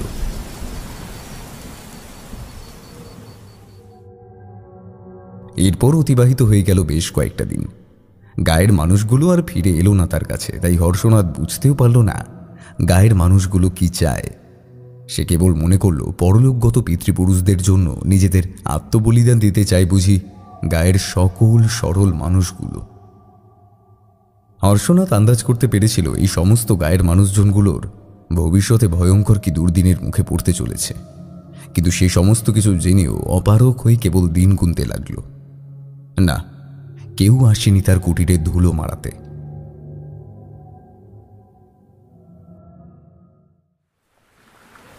তার দিন কতক পরে একদিন এক মধ্যাহ্নের সময় উপাই গায়ের শেষ সীমান্তের গড়াই নদীর উপকূলে বৃষ্টির হাত থেকে বাঁচতে একটা ছোট্ট শামিয়ানা খাটানো হয়েছে। তার নিচে ব্যাঘ্র চর্মাসনের উপর বসে আছে চক্রপাণী তান্ত্রিক। একজন বৃদ্ধ সেবায়েত তার পাশে হাঁটু গেড়ে বসে তান্ত্রিক মশাইয়ের নির্দেশ পালন করছে। ঝিরিঝিরি বৃষ্টি আর হাওয়ায় শামিয়ানাটা চতুষ্কোণে লাগানো বাঁশের খুঁটিগুলো এদিক থেকে ওদিক কেবল দুলেই চলেছে। জমিদার কুমারদেব রায় মশাই মেহগনি কাঠের একটা চেয়ারে বসে আছেন শামিয়ানার নিচে চক্রপাণী তান্ত্রিক মশাইয়ের ঠিক ডান দিকে। তার দৃষ্টি কেবল স্থির হয়ে আছে চক্রপাণী তান্ত্রিকের পুজোর সামগ্রী আর তার আচার আচরণের উপর। গড়াই জলে ভাসমান বিশাল আকৃতির সেই বজ্রাটা মনিবের ফেরার অপেক্ষার পথছে জলের স্রোতের টানে দোল খাচ্ছে। সমস্ত শামিয়ানার আশেপাশে ছড়িয়ে ছিটিয়ে আছে জমিদার মশাইয়ের বাইক পেয়াদা থেকে শুরু করে খাজাঞ্চি, নায়েব মশাই, প্রায় সকলেই। তারা সকলেই প্রায় মুখে কুলু পেটে দাঁড়িয়ে আছে কুমার দেবরায়ের পিছনে। পুজোর সাজ সরঞ্জাম সমস্ত গোছানো শেষ হলো। এরপর চক্রপাণী তান্ত্রিক শুরু করলেন তার পুজো। তার উচ্চস্বরে মন্ত্র উচ্চারণে নদীর আশেপাশের সমস্ত পরিবেশটা যেন মুখরিত হয়ে উঠল। প্রায় 1 ঘন্টা যাবৎ চলল সেই পুজো। এরপর তার আদেশে একজন রাজমিস্ত্রি গোছের লোক তার কয়েকজন কর্মচারী কোদাল আর গোটা 10 ইট নিয়ে এগিয়ে এলো। একটা জায়গায় মাটি খুঁড়তে নির্দেশ দিলেন তিনি। কর্মচারী 2 জন মাটি খুঁড়তে লাগলো। কিছু সময়ের মধ্যে তারা তাদের মাটি খোঁড়ার কাজ সম্পন্ন করলে সেই গর্তের মধ্যে ফুল, দুধ, ঘি, মধু এই সমস্ত সামগ্রী দিয়ে পুনরায় মন্ত্রোচ্চারণ করে পুজো করতে লাগলেন। খানিক পরেই তিনি রাজমিস্ত্রিকে নির্দেশ দিলেন ইট, চুন, সুরকি নিয়ে প্রস্তুত থাকতে। একটা মাঝারি মাপের সোনার ঘটের মধ্যে পুজোর নানান সামগ্রী তার ভিতরে পুড়ে দিয়ে চক্রপাণি তান্ত্রিক মশাই সেখানে বসে পিছন করে কুমারদেব রায়কে উদ্দেশ্য করে বললেন, আপনি এদিকে এগিয়ে আসুন, আর এই ঘরটাকে প্রণাম করে এই গর্তের ভেতরে রেখে দিন। কুমারদেব রায় সেই নির্দেশ যথাযথ পালন করলেন। সোনার ঘরটাকে হাতে নিয়ে একবার নিজের কপালে ঠেকিয়ে সেটা ক্রমে তিনি গর্তের ভিতরে প্রবেশ করালেন। এরপর চক্রপাণি তান্ত্রিক তাকে ফিরে নিজের জায়গায় গিয়ে বসতে বললেন। রাজমিস্ত্রিদের নির্দেশ দিলেন ঘটের চারিদিক ঘিরে একটা গাঁথনি তুলে দিতে। রাজমিস্ত্রির লোকটা তাই করলেন। ধীরে ধীরে ইটের চাদরে ঢাকা পড়ে গেল সেই সোনার ঘটখানা। এরপর শুরু হলো মহাহোম। একটার পরে একটা আহুতি দিয়ে মন্ত্রোচ্চারণ করে গেলেন চক্রপাণি তান্ত্রিক। আগুনের লেলিহান শিখা ধীরে ধীরে বাড়তে লাগলো। নদীকূলের তীব্র হাওয়ায় সেই আগুন যেন তার তীব্রতা বাড়িয়েই চলল। সেখানে উপস্থিত সকলেরই দৃশ্যটা দেখে ভয় পেয়ে গেল। কুমারদেব রায় দেখলেন আগুনের লেলিহান শিখা এই বুঝি মাথার উপরে থাকা শামিয়ানাকে ছুঁয়ে ফেলবে, কিন্তু তাকে কেবল মুখ বুঝে সমস্তটা দেখতে হচ্ছে। ভয়ের মাঝেও একটা ভরসা যেন তখনও তার চোখে মুখে লেপ্টে আছে। সে জানে তার গুরু যখন স্বয়ং আছেন তখন এখানে কোনো খারাপ কিছু ঘটবে না। চক্রপাণি তান্ত্রিক আগুনের প্রবল উত্তাপের মাঝেও দিব্যি একের পর এক মন্ত্রোচ্চারণ করে চলেছেন।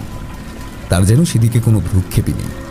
সেই প্রবল উত্তাপের প্রচণ্ডতায় আশেপাশে দাঁড়িয়ে থাকা সকলেই এক পা করে পিছু হাঁটতে থাকে।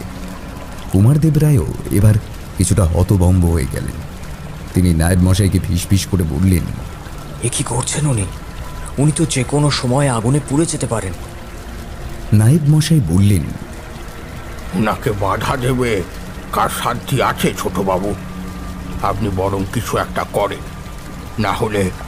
না হলে হিতে বিপরীত কিছু একটা অঘটন ঘটে যেতে পারে এই মুহূর্তে। কথাটা শেষ হয় না। কুমারদেব রায় চেয়ার ছেড়ে তরাক করে উঠে পড়ে। এগিয়ে গিয়ে দুপা যেতেই চক্রপাণি তান্ত্রিক হঠাৎই তার মন্ত্রোচ্চারণ করা থামিয়ে দিয়ে পিছনে ফিরে চাইতেই কুমারদেব রায় সমেত বাকি সকলেই যেন ছিটকে পড়ে গেল মাটিতে। আর সাথে সাথেই চক্রপাণি তান্ত্রিক আসনের উপর উঠে দাঁড়িয়ে অদ্ভুত একটা কর্কশ গলায় ভয়ঙ্কর খিলখিল করে হেসে উঠে বলল,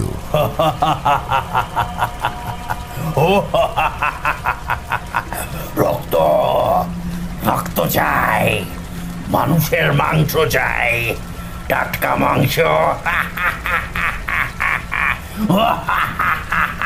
দে দে। কুমারদেব রায় চোখের সামনে দেখল যজ্ঞের আগুনের লেলিহান শিখাটা যেন হঠাৎ শামিয়ানাটাকে ছুঁয়ে ফেলল। তার পর মুহূর্তে দাউ দাউ করে জ্বলে উঠল সেটা। চক্রপাণি তান্ত্রিক সেই সময় যেন তার গুরুদেব নেই। এই মুহূর্তে তাকে যেন গ্রাস করে ফেলেছে ভয়ঙ্কর কোনো এক শয়তান। তার মাথার লম্বা জটায় আগুনের ফুলকি লেগে জ্বলে উঠে শূন্যের মাঝে হাওয়ায় উঠছে। তার চোখ দুটো থেকে বেরিয়ে আসছে জ্বলন্ত লাল একটা আভা। তার ঠোঁটের কোণা দিয়ে বেরিয়ে এসেছে তীক্ষ্ণ ধারালো সদন্ত। লেলিহান আগুনের মাঝে দাঁড়িয়ে চক্রপাণি তান্ত্রিক যজ্ঞের আগুনে একটু একটু করে ঝলসে যাচ্ছে। এদিকে মানুষের কোলাহল আর ছোটাছুটির মধ্যে কুমারদেব রায়ের কাঁধে একটা টান পড়ল। ছোটবাবু, শিগগির পালান, নইলে আর রক্ষে নেই। কুমারদেব রায়ের চেতনা ফিরে এলো। মুখ ফিরিয়ে দেখল বৃদ্ধ নায়েব মশাই তার পিছনে দাঁড়িয়ে। মাথার উপরে শামিয়ানা থেকে আগুনের ফুলকি এসে পড়ছিল তার গায়ে। এতটার সময় যেন তার হুঁশই ছিল না। কোলাহলটা কানে আসতেই একবার সামনের দিকে চেয়ে দেখল তার গুরুর শরীরটা প্রায় আধপোড়া হয়ে সেখানে দাঁড়িয়ে মূর্তির মতো স্থির হয়ে আছে। কুমারদেব রায়ের মাথায় যেন আর কিচ্ছু এলো না। ওদিকে পাড়ে দাঁড়িয়ে থাকা বজরা থেকে মাঝি মোল্লা সহ তার নিজের কর্মচারীদের চিৎকারে মাতোয়ারা সমস্ত নদীকূলের পরিবেশটা। কুমারদেব রায় কোনোরকমভাবে উঠে পড়ে খুব দ্রুত হাঁটতে লাগলেন বজরাটার দিকে। নায়েব মশাইকে নিয়ে বজরার খোলে পৌঁছতেই বজরা নোঙর তুলে অতি দ্রুত বেগে কুপায়ের চর ছেড়ে গড়াইয়ের স্রোতে ভেসে গেল। বজরার খোলে দাঁড়িয়ে কুমারদেব রায় কিছু সময় ধরে এক দৃষ্টিতে চেয়ে রইল জ্বলন্ত পূজাঙ্গনটার দিকে। তার সমস্ত স্বপ্নগুলো যেন জ্বলে পুড়ে ছাই হতে দেখল কুমারদেব রায়। ধীরে ধীরে তার চোখের সামনে থেকে অদৃশ্য হয়ে গেল কুপাইয়ের চরটা। তিনি কেবল পাথরের মূর্তির মতো দাঁড়িয়ে রইলেন বজরার খোলের কিনারায়, রেলিংয়ের ধারে।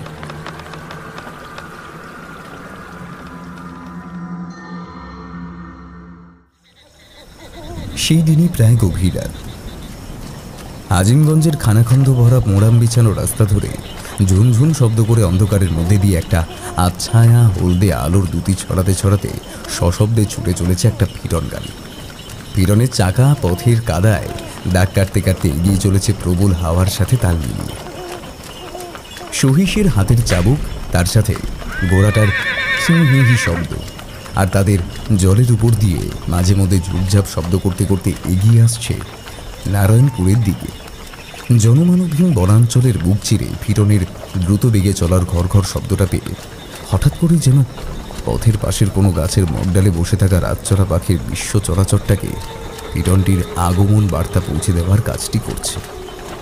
গাড়িটার ভিতর বসে বৃষ্টির ছাটে ভেজা আবছায়া কাচের দিকে, বাইরের জমাট বাঁধা অন্ধকারটার দিকে অনেকক্ষণ ধরে এক মনে চেয়ে থাকার পরে জমিদার কুমারদেব রায় মুখ ফিরিয়ে চিন্তিত মুখে বললেন, অসম্ভব, আমার ওই দৃশ্য ভুলে যাওয়াটা অসম্ভব ভট্টাচার্য মশাই। এমন ভয়ানক একটা দৃশ্য আমি কিছুতেই আমার মন থেকে মুছে ফেলতে পারছি না। আর এই সোনার কলস, এই কলসটা, মানে কিভাবে ঘটনাটা ঘটা সম্ভব ভাবলেও এখনো আমার সারা শরীরে কাঁটা দিয়ে উঠছে। উফ, তাও আবার আমার ঘরের ভিতরেই। আর এই ঘটের ভিতর মরা পচা গন্ধের সাথে এত পোড়া ছাই এলো কি করে? এর মধ্যে তো পূজার সামগ্রী রেখেছিলেন গুরুদেব চক্রপাণী তান্ত্রিক।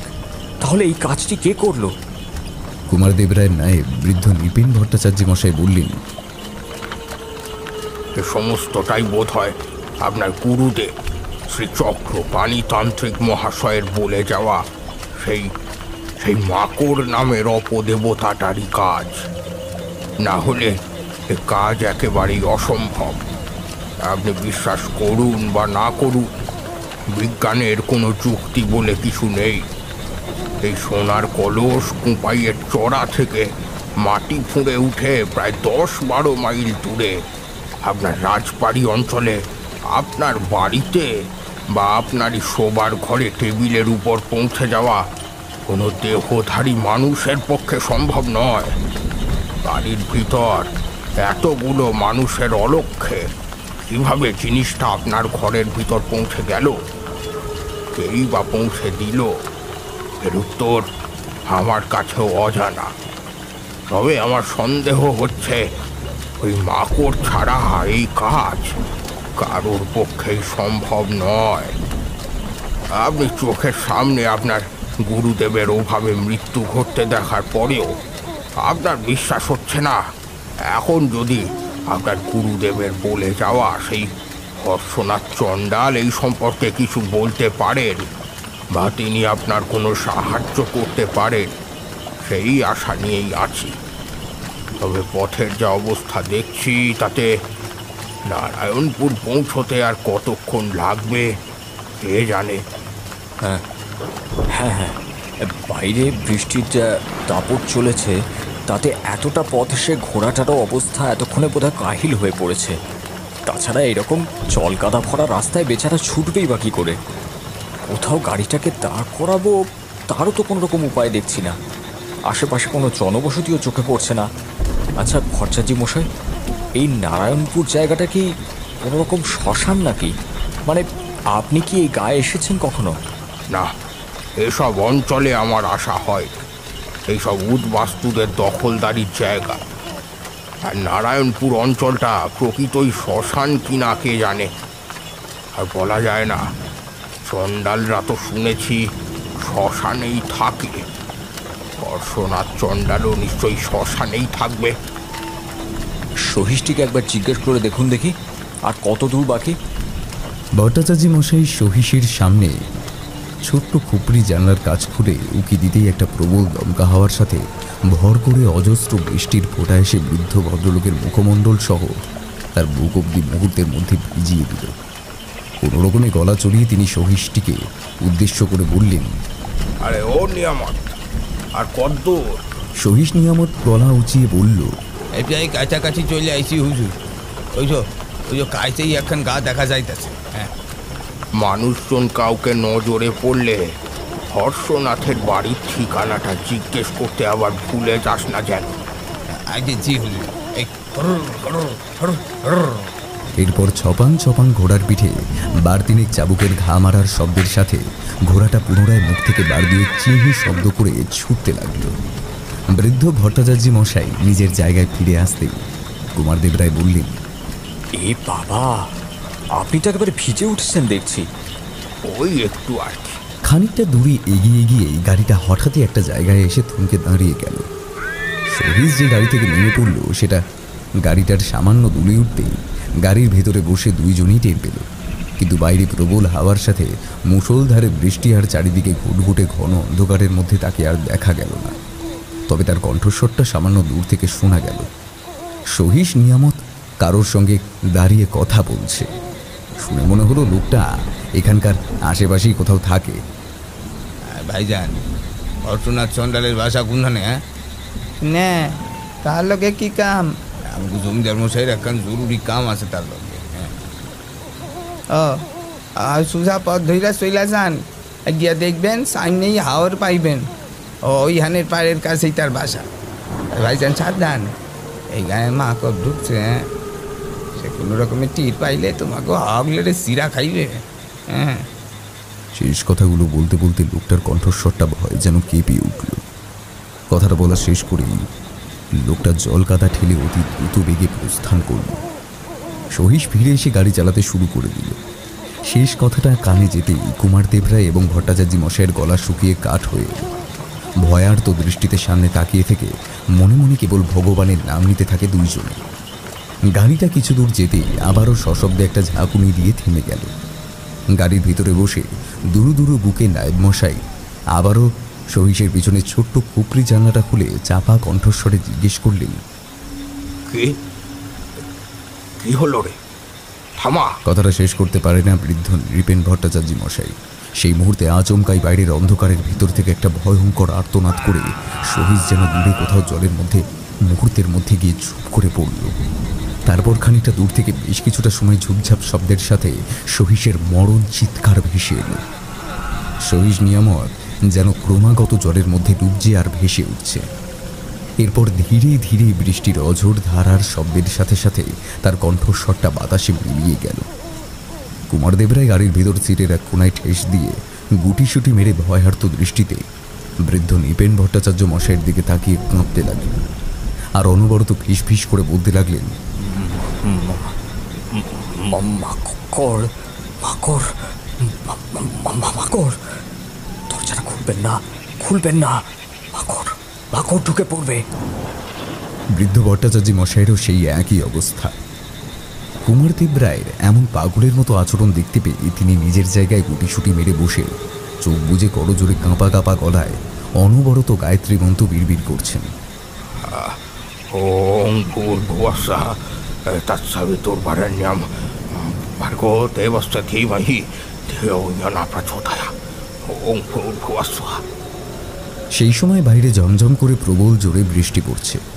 পিটন গাড়ির ছাদে তার শব্দের তীব্রতা যেন মুহূর্তে পাগল করে দিতে চাইছে দুইজনকে। গাড়িটা যে এই মুহূর্তে কোথায় এসে দাঁড়িয়েছে বা তাদের গাড়িটার সহিসের কি হলো সেটা দেখতে যাওয়ার বা বোঝার মতো পরিস্থিতি এই সময় দুইজনের মধ্যে কারোরই আর নেই। এ যেন এক মৃত্যুর প্রতীক্ষায় কেবল পথ চেয়ে বসে থাকা। খানিক বাদেই গাড়িটা যেন বার কতক বেশ জোরে জোরে দুলে উঠল। কুমারদেব রায় ও ভট্টাচার্য মশাই এবার থরথর করে কাঁপতে লাগলেন। বৃষ্টির ছাটে ভেজা জানলার কাচের দিকে ভয়ার্ত দৃষ্টিতে চেয়ে রইলেন। এরপর হঠাৎই বাইরের অন্ধকারের মধ্যে দাঁড়িয়ে থাকা ঘোড়াটা মুখ থেকে কেমন একটা হিসিস শব্দ করে উঠল আর তার পর মুহূর্তেই ঘটে গেল আরও একটা ঘটনা। গাড়িটা আবারও ভীষণ জোরে আরও একবার দুলে উঠল আর তার সাথে সাথে ঘোড়াটা তার মুখ থেকে প্রচণ্ড ক্ষিপ্রতার সাথে চিঁহি করে বার কতক মরণ চিৎকার করে উঠল আর তার পর মুহূর্তে সমস্ত গাড়িটা ঘর ঘর শব্দ করে অতি দ্রুত বেগে ঢালু পথ বেয়ে নিচের দিকে নামতে শুরু করল। গাড়ির ভিতরে থাকা দুইজনই একসাথে সামনের দিকে গিয়ে ছিটকে পড়ল। দুজনের শরীরে সেই মুহূর্তে প্রচণ্ড জোরে একটা ধাক্কা লাগলো। বৃদ্ধ ভট্টাচার্য মশাই যন্ত্রণায় আর্তনাদ করে উঠল। তারপর ঝুপ করে শব্দ করে গাড়িটা জলে পড়ে গেল। ঘোড়াটা জলে পড়ে গাড়িটাকে নিয়ে যেন কিছুটা দূর সাঁতরে চলল, তারপর থেমে গেল। ধীরে ধীরে গাড়িটা জলের তলায় তলিয়ে যেতে লাগলো। কুমারদেব রায় তার বুক ছুঁয়ে ফেলা জলের মধ্যে কোনো রকমভাবে নিজেকে সামলে নিয়ে গাড়ির দরজা ধরে টানাটানি শুরু করে দিল। ওদিকে ফিটনের ছাদের উপর প্রচণ্ড জোরে একটা শব্দ হলো।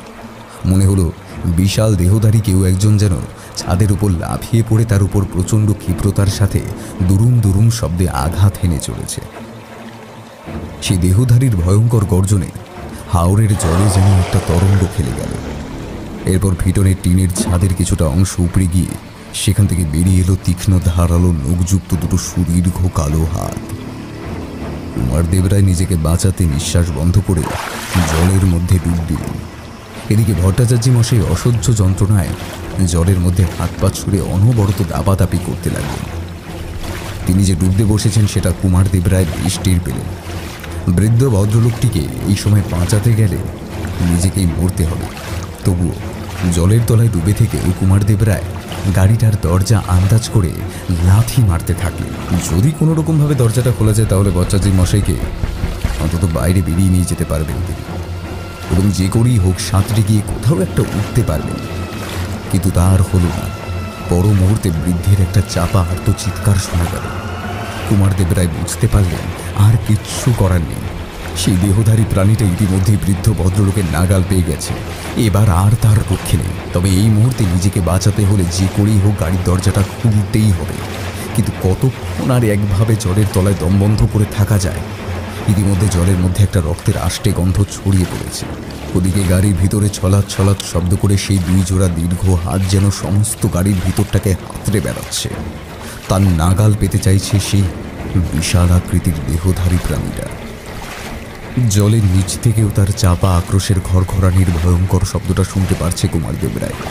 এরপর সমস্ত শরীরটা তার ধীরে ধীরে অবশ হয়ে আসছে। দরজাটার ছিটকিনিটা তখনও জলের তলায় হাতড়ে বেড়াচ্ছে কুমার দেবরায়। হঠাৎই তার হাতে শক্ত কি একটা ঠেকতেই আন্দাজে বুঝতে পারলো সেটা দরজার ছিটকিনিটাই হবে। তাই সেটাকে হাতের নাগালে পেতেই গায়ের অবশিষ্ট শক্তি দিয়ে সেটাকে টেনে খোলার চেষ্টা করে চলেছে বারবার। কিন্তু দরজাটার দুই দিকের জলের চাপে ছিটকিনিটা সমেত সমস্ত দরজাটা যেন পাথরের মতো কঠিন হয়ে আটকে গেছে। ধীরে ধীরে চোখের সামনে নেমে এলো ঘোর কালো অন্ধকার। নিঃশ্বাস প্রশ্বাস বন্ধ করে আর থাকা চলছে না। এরপর নিজের অজান্তেই একটা শেষ টানে দরজার ছিটকিনিটা খুলে গেল। আর সেই সময় জ্ঞান হারালো কুমার দেবরায়। জ্ঞান হারানোর আগে কুমার দেবরায় জলের ভিতর থেকে শুনতে পেলেন অদ্ভুত এক অজানা একটা চাপা শব্দ। আর তার সাথে চোখের সামনে খেলে গেল তীব্র একটা সাদাটে আলোর দুতি। ফিটনের দরজাটা খুলে তার শরীরটা ভেসে বেরিয়ে গেল গাড়ির ভেতর থেকে।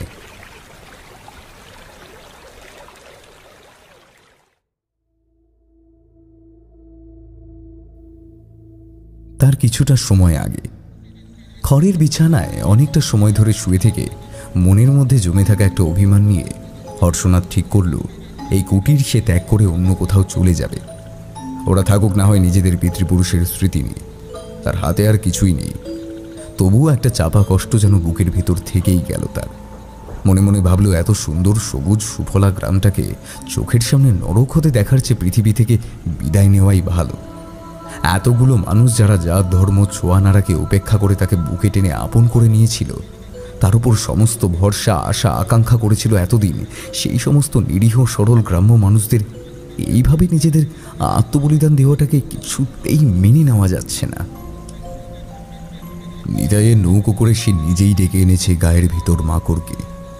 একজন পিতার হাতে তার মৃত ছেলেকে ফিরিয়ে দিতে গিয়ে সে নিজের অজান্তেই করেছে গায়ের সর্বনাশ।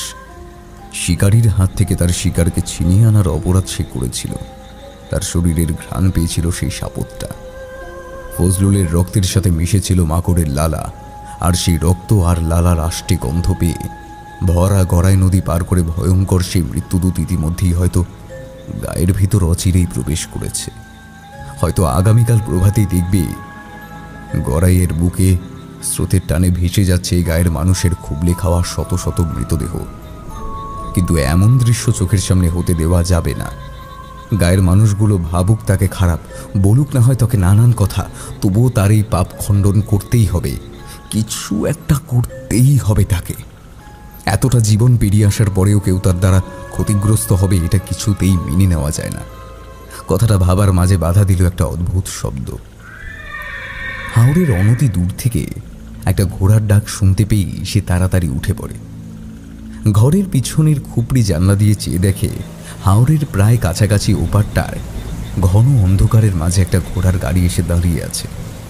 আচমকাই তার সামনে টিম টিম করে জ্বলা লণ্ঠনের আলোয় দেখতে পেল দুটো সুদীর্ঘ কালো হাত ঘোড়ার গাড়িটার সহিষ্টিকে মুহূর্তের জন্য শূন্যে তুলে হাওরের জলের মধ্যে নিয়ে গিয়ে ছুঁড়ে ফেলল।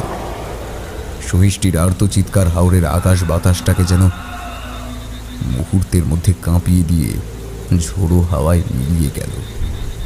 এরপরেই হর্ষনাথ ঘোড়ার গাড়িটার সামনের সেই টিমটিমে বাতিটার আলোয় যাকে দেখতে পেল তাতে মুহূর্তের জন্য হলেও হর্ষনাথ ভয় পেয়ে গেল। তবে তার আন্দাজ করাটা কোথাও যে ভুল হয়নি সেটা সে বুঝতেই পেরে গিয়েছিল। মুখ থেকে নিজের অজান্তেই বেরিয়ে এলো, মাকড়। এরপর কি সর্বনাশ করতে চলেছে তার আন্দাজ হর্ষনাথের আছে। হর্ষনাথ শুনতে পেল সে দাঁড়িয়ে থাকা গাড়িটার ঘোড়াটা তার মুখ থেকে অদ্ভুত স্বরে একটা আর্তনাদ করে উঠেই হাওরের পাড়ের ঢাল বেয়ে অতি দ্রুত বেগে নেমে পড়ছে। এরপর জলের মধ্যে ঝুপ করে শব্দ হতেই হর্ষনাথ খানিকটা ধাতস্থ হয়ে দেখতে পেল ঘোড়ার গাড়িটা গড়িয়ে জলের মধ্যে গিয়ে পড়ল। এরপর জলের মধ্যে ঝুপঝাপার দুরুম দুরুম একটা শব্দে হাওরের জলের মধ্যে তরঙ্গ খেলে যেতে লাগলো। পর মুহূর্তে একজনের আর্তনাদ ভেসে এলো হর্ষনাথের কানে। হর্ষনাথ আর সেখানে দাঁড়িয়ে থেকে এই ধ্বংসাত্মক দৃশ্য দেখতে পারল না।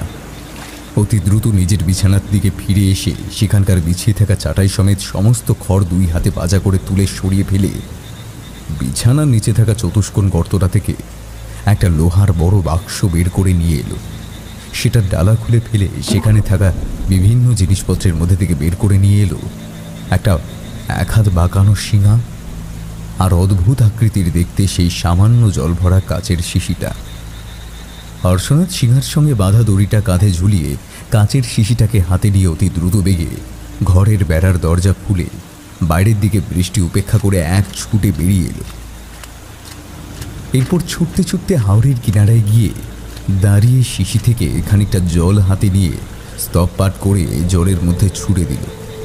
এর পর মুহূর্তে হাওরের জলের মধ্যে যেন আলোড়নের সাথে একটা আলোক বিচ্ছুরণের ঢেউ খেলে গেল।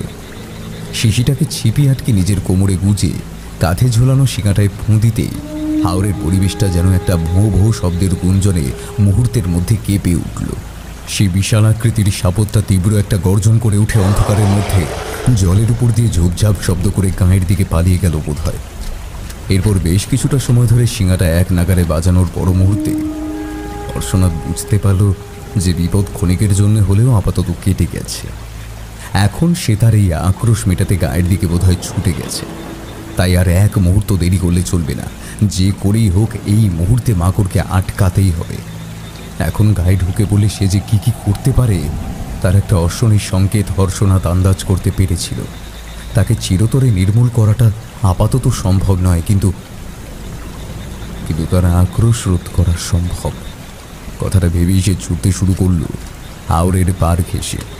জল কাদা ঠেলে কিছুটা এগিয়ে যেতেই হাওরের জলের মধ্যে একটা অদ্ভুত শব্দ শুনতে পেয়ে হর্ষনাথ দাঁড়িয়ে পড়ে।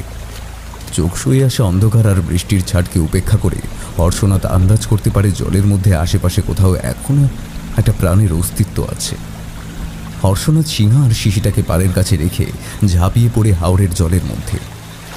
অন্ধকার পরিবেশে হাওরের ঘন কালো জলের মধ্যে এদিক থেকে ওদিক আন্দাজ করে সাঁতরে সে খুঁজতে থাকে প্রাণের অস্তিত্ব, কিন্তু কিছুতেই তার হদিশ সে পায় না। হর্ষনাথ তার নিজস্ব সেই চেনা পন্থাটি ব্যবহার করে। সাঁতার কাটা বন্ধ করে সে কেবল এক জায়গায় স্থির হয়ে ভেসে থাকে। তারপর চোখ বুজে একাগ্র চিত্তে বর্তমান পরিবেশের প্রত্যেকটা শব্দকে ভিন্ন ভিন্নভাবে মনের মধ্যে বিশ্লেষণ করতে থাকে। বৃষ্টির অনবরত ঝমঝম শব্দ, মেঘের গুরুগম্ভীর শব্দ, হাওরের ছলাৎ ছলাৎ জল তরঙ্গের শব্দ, ঝোড়ো বাতাসের আশেপাশে চলা বনাঞ্চলের ভিতর থেকে ডাল পাতার সরসর শব্দ, অবিরাম বই চলা হাওয়ার শোষ শব্দ, আর একটা শব্দ বুকের ধুকপুকানি। তার খুব কাছে, আরও কাছে, হ্যাঁ, জলে ভেসে খুব কাছ থেকে শব্দটা আসছে। হর্ষনাথ চোখ বুজে হাত বাড়িয়ে দিল সামনের দিকে। আরেকটা কারোর ভেজা শরীর যেন জলের তলায় সেই মুহূর্তে অনুভব করতে পারল হর্ষনাথ। আর তার সাথে সাথেই জলের নিচ থেকে হাত বাড়িয়ে টেনে তুলল একটা মানুষের ভারী শরীর। চোখ খুলে আন্দাজ করলো কোনো এক যুবকের দেহই হবে হয়তো। তার শরীরে কিন্তু এখনো প্রাণের অস্তিত্ব আছে। হর্ষনাথ সময় নষ্ট না করে যুবকটিকে এক হাতে ধরে অন্য হাতে সাঁতার দিল। সাঁতরে হাওরের কাদা ভরা পাড়ে উঠে যুবকটিকে কোলবাজা করে দুই হাতে তুলে নিয়ে হাওরের ঢাল বেয়ে উপরে উঠে এলো। তারপর যুবকটিকে জলকাদা ভরা পথের উপর শুইয়ে দিয়ে তার পেটের উপর ঘন ঘন চাপ দিতে লাগল। বারংবার চেষ্টার পরে যুবকটির মুখ থেকে গল গল করে একরাশ জল বেরিয়ে এলো। তার সাথে একটা দীর্ঘশ্বাস নিয়ে নিস্তেজ হয়ে পড়ল যুবকটি। হর্ষনাথ অন্ধকারে আন্দাজ করতে পারল যুবকটি আপাতত বিপদমুক্ত, তাই সে তার শিশি আর সিংহাটাকে খুঁজতে লাগল। প্রবল হাওয়া আর বৃষ্টির ছাটে হর্ষনাথের সামনের অন্ধকারে সেই দুটোকে খুঁজতে গিয়ে হয়রান হয়ে পড়ল। একসময় অন্ধকারে আন্দাজ করে নিজের কুটিরটাকে অনুমান করে সেই দুটোকে খুঁজতে গিয়ে সেই জিনিসগুলোকে পেয়েও গেল। শিশিটাকে তাড়াতাড়ি নিজের কোমরের ধুতির খাঁজে গুজে নিয়ে সিংহাটাকে কাঁধে ঝুলিয়ে নিল। তারপর ছুটে গেল যুবকটির দিকে। জলকাদা থেকে যুবকটিকে কোলবাজা করে তুলে পুনরায় অতি দ্রুত বেগে ছুটে গেল নিজের কুটিরের দিকে। সেই মুহূর্তে একটা দোটানায় পড়ে গেল হর্ষনাথ। ওদিকে গায়ের মানুষগুলোর আজ ভীষণ বিপদ, আর এইদিকে তরতাজা যুবকটিকে এই অবস্থায় ফেলে রেখে গেলে তার মৃত্যু অবধারিত। তাই তাকে এই মুহূর্তে যা করতে হবে তা খুব দ্রুতই করতে হবে। কুটিরের বেড়ার দরজা ঠেলে ঘরে ঢুকেই হর্ষনাথ যুবকটিকে মাটির মেঝেতে শুইয়ে দিল। তারপর হ্যারিকেন হাতে নিয়ে তার সামনে এগিয়ে আসতেই হর্ষনাথ চমকে উঠল।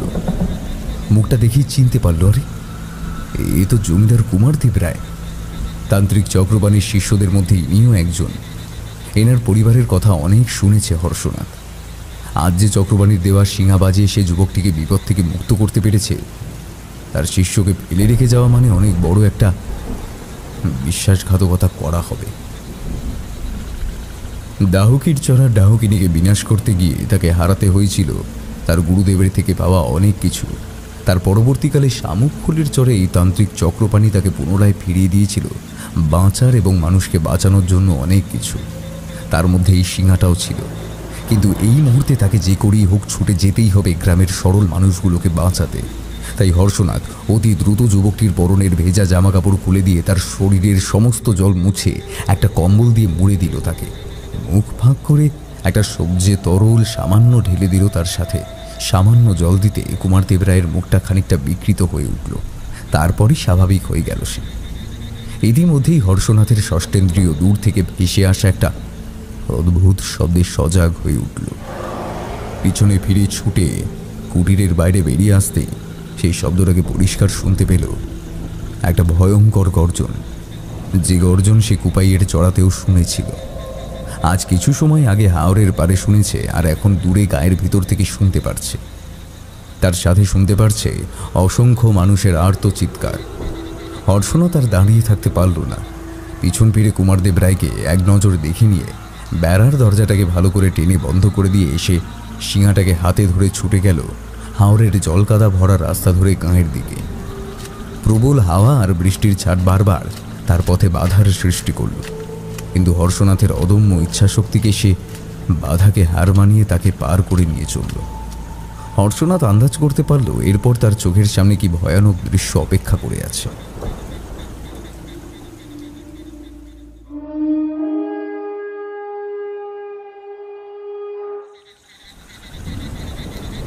কুমারদেব রায় জ্ঞান ফিরে পেয়ে চোখ খুলতেই দেখলেন অস্পষ্ট একটা হলদে আলোর আভার মাঝে কালো কালো অসংখ্য সব ছায়ামূর্তিরা যেন তাকে চারিদিক থেকে ঘিরে ফেলে দুলে দুলে নেচে উঠছে। ভয়ার্ত দৃষ্টিতে চেয়ে থেকে কম্বলটাকে নাক অব্দি টেনে নিয়ে কাপা কাপা কণ্ঠে কুমারদেব রায় মৃদুস্বরে বললেন, চলে যাও, চলে যাও, চলে যাও। বাইরে প্রবল হাওয়ার সাথে তখন বৃষ্টির দাপটে ঘরের ভিতর জ্বলতে থাকা লণ্ঠনের আলোটা মাঝে মধ্যে দপদপ করে উঠছে। বেড়ার দরজাটা মাঝে মধ্যে হাওয়ার ধাক্কায় ক্যাঁচ ক্যাঁচ শব্দ করে নড়ে উঠছে। শরীরের সমস্ত শক্তি যেন এক লহমায় কেউ যেন শুষে নিয়েছে কুমারদেব রায়। ধীরে ধীরে নিজের মাথাটাকে কিছুটা এদিক ওদিক ঘুরিয়ে নিজের বর্তমান অবস্থানটা এবার তিনি নির্ণয় করতে পারলেন। একটা এক চিলতে পাতার কুটিরের ভিতর তার মাটির মেঝেতে ছড়িয়ে ছিটিয়ে থাকা খড়ের উপর শুয়ে আছে সে। একটা লণ্ঠন ঘরের মাঝে পোতা শুকনো বাঁশের সঙ্গে দড়ি দিয়ে ঝোলানো। তালপাতার দেওয়ালের ফোঁকর গলে বাইরে থেকে ক্রমাগত দমকা হাওয়ায় লেগে লণ্ঠনটা দুলে উঠে তার ছায়াটাই আলো আধারির খেলাটা খেলছে সমস্তটা ঘরময়। মুহূর্তের জন্য চোখের সামনে ভেসে উঠল আবারও সেই ভয়ঙ্কর দৃশ্যগুলো। অন্ধকারে ঝুনঝুন শব্দে ছুটে চলা তার ফিটন গাড়ি, বৃদ্ধ নায়েব বচ্চাজি মশাইয়ের সঙ্গে কথোপকথন, তারপর গাড়িটা এক জায়গায় এসে থেমে গেল। শহীদ ছেলেটি অন্ধকারের মধ্যে কারোর কাছে হর্ষনাথের ঠিকানা জিজ্ঞেস করল। এরপর পুনরায় ছুটল গাড়িটা। তারপর অনতি দূরে গিয়েই আবারও গাড়িটা থেমে যেতেই সহিসের আর্ত চিৎকার আর তার সাথে কানে ভেসে এলো সেই ভয়ঙ্কর হিংস্র গর্জন। এইসব কথার মাঝেই কুমারদেব রায়ের যেন কোনো একটা অজানা শব্দে চমক ভেঙে গেল। মনের ভিতর অনুভূতিগুলো এক মুহূর্তে যেন সজাগ হয়ে উঠল। কান পেতে শোনার চেষ্টা করলেন সেই অদ্ভুত শব্দটাকে। এমন প্রবল হাওয়া আর বৃষ্টির শব্দের মাঝে আরও একটা অদ্ভুত শব্দ এই বাড়িটার অদূরেই যেন চারিদিকের বাতাসে ক্রমাগত ভেসে বেড়াচ্ছে। জল, কাদা, ঘাস, লতা পাতা পায়ের তলায় মারিয়ে দুটো ভারী পা যেন ঝুপঝাপ শব্দ করে বাড়িটার চারিদিকে ঘুরে ঘুরে অনবরত পাক খেয়েই চলেছে। কুমারদেব রায় মনে মনে ভাবলেন, শেয়াল, কুকুর, হায়না, নাকি নাকি মাকড়। কথাটা ভাবতে ভাবতেই এবার একটা অপরিচিত চেনা শব্দ তার সাথে যোগ হলো। শব্দটা শুনতে পেয়েই কুমারদেব রায়ের সমস্ত শরীরটা যেন মুহূর্তের মধ্যে হিম হয়ে এলো। এমনই একটা শব্দের সাথে ইতিপূর্বেই সে পরিচিত হয়েছে। শব্দটা সে ডুবে থাকবার সময় জলের নিচ থেকে খানিকটা চাপা স্বরে শুনতে পেয়েছিলেন। এই সময় সেই শব্দটা যেন আরও স্পষ্ট হয়ে বারবার চারিদিক থেকে হাওয়ায় ভর করে তার কানে ভেসে আসছে। কে তাকে বাঁচিয়ে এখানে নিয়ে এলো? কোথায় তাকে নিয়ে এলো সে? এখন এইসব প্রশ্নের চেয়েও বড় প্রশ্ন, সেই মুহূর্তে বেঁচে গেলেও এই মুহূর্তে সে কি আর বাঁচতে পারবে? প্রশ্নটা মনের মধ্যে যখন উকি দিচ্ছে সেই সময় সেই ভয়ঙ্কর হিংস্র ঘর ঘর শব্দের সাথে আবারও একটা শব্দ এবার যোগ হল। জলে ডুবে জ্ঞান হারানোর পূর্বে এই অদ্ভুত শব্দটা যে সামান্য সময়ের জন্য শুনতে পেয়েছিল সে। ভো ভো, যেন কোনো একটা গুরু গম্ভীর শব্দ বাতাসে ভর করে সে শব্দ দূর থেকে নিকটে, আরও নিকটে যেন ধীরে ধীরে এগিয়ে আসছে। কুমারদেব রায় কেবল কম্বলটাকে দুহাতের মধ্যে আঁকড়ে ধরে ভয়ঙ্কর মৃত্যুর প্রহর গুনতে থাকল। এর কিছু সময় পূর্বে হর্ষনাথ ছুটতে ছুটতে গায়ের ভিতরে যখন প্রবেশ করল সেই সময় সে দেখল ক্রমাগত চারদিক থেকে কানে ভেসে আসছে অসংখ্য মানুষের আর্তনাদ। কথাগুলো যেন গায়ের চতুর্দিক থেকে প্রতিফলিত হয়ে কানে ভেসে আসছে হর্ষনাথের। বাতাসে কান পেতে সে শব্দের উৎস খুঁজে পাওয়া ভীষণ কঠিন। প্রবল হাওয়া আর বৃষ্টির মুহুর্মুহু ঝাপটায় হর্ষনাথ দিগ্ভ্রান্ত হয়ে একদিক থেকে অন্যদিকে কেবল ছুটে বেড়াতে লাগল। কিন্তু বৃষ্টি ভেজা ঘন অন্ধকার মেঠো গায়ের কোথাও একটা মানুষেরও দেখা পেল না সে। মানুষের আর্তচিৎকার যেদিক থেকে ভেসে আসছে সেই দিকেই ছুটে যাচ্ছে হর্ষনাথ, কিন্তু গায়ের পথের ধারে অজস্র খড়ের ছাউনি দেওয়া মাটির বাড়িগুলোতে যেন প্রাণের অস্তিত্বটুকুও সে টের পেল না। অজস্র মানুষের সমবেত সেই আর্তনাদ যেন গায়ের চতুর্দিক থেকে বাতাসে ভর করে বারবার তার কানে এসে লাগছে। একসময় হর্ষনাথ বুঝতে পারল সে ইতিমধ্যে বিরাট বড় একটা ফাঁদে পা দিয়ে ফেলেছে। এমন শ্মশান শূন্য গায়ের ভিতর তাকে ছলে ভুলিয়ে নিয়ে মাকড় তার সর্বনাশ করতে চলেছে। এই সমস্তটাই তাহলে মাকড়ের একটা ছল। মাকড় তাহলে ইতিমধ্যেই বুঝতে পেরে গেছে তার পথে বাধা দেওয়ার মতো একজন কেউ আছে, আর তার দুর্বলতার জায়গাটা সে ঠিক বুঝতে পেরে গেছে। তাহলে এখন উপায়? সমস্ত গ্রামটা যেন একখানা জনমানবহীন প্রাণহীন শ্মশানে পরিণত হয়ে আছে। কিন্তু এতগুলো মানুষ হঠাৎ করে কোথায় অদৃশ্য হয়ে গেল? নাকি মাকড় ইতিমধ্যেই তাদের বিনাশ করেছে আর এখন সে তার পথের কাঁটাটাকে উপড়ে ফেলতে এই ছল সে করছে? এসব কথা ভাবার মাঝেই কোনো এক দিক থেকে যেন একটা খুব দ্রুত বেগে কেউ একজন তার দিকে অন্ধকারের মধ্যে ছুটে আসছে। হর্ষনাথ কান পেতে ঠিক আন্দাজ করে বুঝতে পারল তার পিছন দিক থেকেই জলের উপর ঝুপঝাপ শব্দ দৌড়ে এগিয়ে আসছে কেউ। হর্ষনাথ তৎক্ষণাৎ ভারী কণ্ঠস্বরে বলে উঠল, খবরদার, আর এক পা গেলেই তরে মুই ভস্য কইরা সারু। আর সাথে সাথে শব্দটা থেমে গিয়ে অন্ধকারের মধ্যে থেকে একটা চেনা কণ্ঠস্বর ভেসে এলো। সে হাঁপাতে হাঁপাতে বলল, হর্ষনাথ, হর্ষনাথ, হর্ষনাথ, মুই নিতাই, নিতাই রে। নিতাই? আগে হ্যাঁ, মু নিতাই। প্রমাণ কর তুই নিতাই। প্রমাণ কি কি তুই? তুই যে মনুষ্যী ওই আর প্রমাণ দে মোর ধারে। কি কইলে তোমার বিশ্বাস হইব? গায়ের মানুষজন হগলে কই? এই আর লই গাই তোমার ধারে সুইটা এলাম হর্ষনাথ। তারা হগলি জীবিত আছে, কিন্তু কিন্তু তারা লুকায় আছে। কোথায় লুকাইছে তারা? এইখানে অহন সে কথাখান কইতে গেলে সে টের পায়ে যাইবে হর্ষনাথ। হার হার থাক দলব সিরা খাইবে আমাগো হায়দার ফজলুলে যেমন কইরা খাইছে। তুমি আমার লগে আইলে মুই দেখাইতে পারি। না, মই কোথাও যাবো না। ওই হানায় খাড়াও দেহি। কথাটা বলেই হর্ষনাথ কোমরে গুজে রাখা সে অদ্ভুত আকৃতির শিশিটা বের করে এনে সেটার ছিপি খুলে তার ভিতর থেকে খানিকটা জল হাতের তালুতে ঢেলে কি একটা মন্ত্র বিড়বিড় করে উচ্চারণ করে নিজের কণ্ঠস্থ করল। তারপর শিশিটার ছিপি এঁটে যথাস্থানে গুজে রেখে অন্ধকারে দাঁড়িয়ে থাকা লোকটাকে উদ্দেশ্য করে হর্ষনাথ বলল, মোর ধারে আগাইয়া আইসো দেহি। লোকটা অতি দ্রুত বেগে দৌড়ে এসে হর্ষনাথের সামনে দাঁড়ায়। হর্ষনাথ হাত বাড়িয়ে লোকটার মুখ, চোখ, নাক, গলা, হাত সমস্ত কিছু হাতড়ে নিয়ে কাপা কাপা গলায় বলে ওঠে, নিতাই তু কোথায় ছিলি? সে সে অনেক কথা, অহরত সময় নেই। গায়ে মাকড় ঢুকছে। এইয়া জানি, কিন্তু গায়ের মানুষগুলা নহন অব্দি ঠিক আছে তো? আসে, ও নিয়ে চিন্তা নাই। তারা হবলি ঠিক আছে। তারা কেবল তোমার প্রতীক্ষায় বসে আছে হর্ষনাথ। তোমার কাছে সাহস করিয়া কেউ সুইটটা আসে নাই। তোমারে আমাগো বিপদের কথা খান কইতে যাইতে পারে না। মুই তোর সিংহার শব্দ শুনতে পাইয়া সাহস কইরা সুইটটা আইলাম। ভাবছিলাম হে জীবন সইলা গেল, তোমার এই খবর খান দেওয়ার দরকার। হগলে মানা করলো, কিন্তু আমি শুনি নাই। তুমি আমাকে উদ্ধার করো হর্ষনাথ, উদ্ধার করো। এই বিপদ থেকে আমাদের উদ্ধার করো হর্ষনাথ, উদ্ধার করো। কথাটা বলেই নিতাই হাউ হাউ করে কেঁদে ফেলল।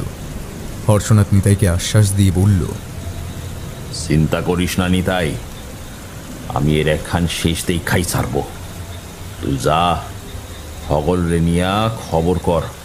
মুই থাকতে এই মাকড় গায়ের মানুষকে সে কোনো ক্ষতি করতে পারবো না। আজকের রাইতটা কাটতে দে, তারপর যে কইরা হোক এই সাপদ্রারে চিরতরে মিটায় ছাড়ো। তুই যা নিতাই, যা। নিতাই পিছন ফিরে পুনরায় জলকাদা পার করে অন্ধকারের ভিতরে ছুটে নিরুদ্দেশ হয়ে গেল। আর তার পর মুহূর্তে আকাশ বাতাস কাঁপিয়ে দিয়ে একটা ভয়ঙ্কর গর্জনে যেন কেঁপে উঠল বিশ্ব চরাচর। তার সাথে দূর থেকে ভেসে এলো নিতাইয়ের আর্ত চিৎকার। হর্ষনাথের বুকটা ক্ষণিকের জন্য হলেও কেঁপে উঠল। প্রবল দমকা হাওয়া আর বৃষ্টির সাথে পাল্লা দিয়ে একটা জান্তব ভয়ঙ্কর ঘর ঘর শব্দ হর্ষনাথের নিকট থেকে আরও নিকটে ভেসে আসতে শুরু করেছে। অন্ধকারের মধ্যে থেকে সে শব্দের উৎস খুঁজে পাওয়া মুশকিল। ঝুপঝাপ শব্দ করে পথের পাশের মাটির সমস্ত ঘরবাড়িগুলোকে তীব্র আক্রোশের সাথে যেন গুড়িয়ে দিতে তার খুব নিকটে চলে এসেছে সেই শব্দটা। ঝুপ করে শব্দ করে একটা ভারী কিছু যেন হর্ষনাথের পায়ের কাছের জলকাতার মধ্যে এসে পড়ল। হর্ষনাথ সামান্য নিচু হয়ে ভারী জিনিসটার উপর ডান হাত বাড়িয়ে ধরতে গিয়ে চমকে উঠল। এত মানুষের মাথা নিতাই! হর্ষনাথ বুঝতে পারল এই অশুভ শক্তি নিতাইয়ের ধর থেকে তার মুন্ডটা আলাদা করে হর্ষনাথের দিকে ছুড়ে দিয়েছে তার মনোবল ভাঙতে। ইতিমধ্যেই সেই বিশালাকৃতির দেহধারী সাপটা পথের চতুর্পাশে তার ধ্বংস লীলা চালাতে চালাতে তার দিকে এগিয়ে আসছে। হর্ষনাথ আর এই আক্রোশ সহ্য করতে পারল না। কাঁধে ঝোলানো শিঙাটাকে মুখে করে শরীরের সমস্ত শক্তি দিয়ে ফু দিল। আর তার সাথে সাথে বৃষ্টি ভেজা অন্ধকার প্রকৃতির মাঝে যেন বেজে উঠল এক বজ্র নিনাদ। আর সেই নিনাদ যেন ঘোষণা করল এক ভীষণ মহারণের সূচনা পূর্ব। নিনাদের ভীষণতায় সাপদের ভয়ঙ্কর সেই গর্জন আর তার সমস্ত আক্রোশের শব্দটা যেন মুহূর্তের মধ্যে চাপা পড়ল। তীব্র বাতাসে কেবল প্রতিফলিত হয়ে ভেসে বেড়াতে লাগলো সেই শিবসিংহার নিনাদ। আর সেই মুহূর্তে সাপদের অস্তিত্বটা যেন মিশে গেল বাতাসে। হর্ষনাথ বহুক্ষণ ধরে শিঙা বাজিয়ে চলার পরে যখন সে আন্দাজ করতে পারল সাপদের আর অস্তিত্ব গাঁয়ের কোথাও নেই, তখন সে শিঙা বাজানো থামিয়ে এদিক ওদিক চাইল। অন্ধকারে তখনও কান পেতে বাতাসে ঘ্রাণ নিয়ে বারংবার চেষ্টা করল মাকড়ের অস্তিত্ব বোঝার, কিন্তু না, মাকড় আর কোথাও নেই। বৃষ্টির জলে জবজবে হয়ে তার সমস্ত শরীরটা যেন ক্লান্তিতে ভেঙে পড়তে চাইল। চোখের সামনে ধীরে ধীরে একটা যেন অন্ধকার নামতে লাগলো। হর্ষনাথ ঝপ করে পড়ে গেল জলকাদা ভরা গায়ের মেঠো পথের ধারে। তারপর সে জ্ঞান হারালো। তার মুখের উপর অনবরত পড়তে লাগলো শ্রাবণের জলরাশির অজস্র ধারা। নিস্তব্ধ অন্ধকার শ্মশানসম গায়ের পথের উপর পড়ে রইল একটাই মাত্র প্রাণ।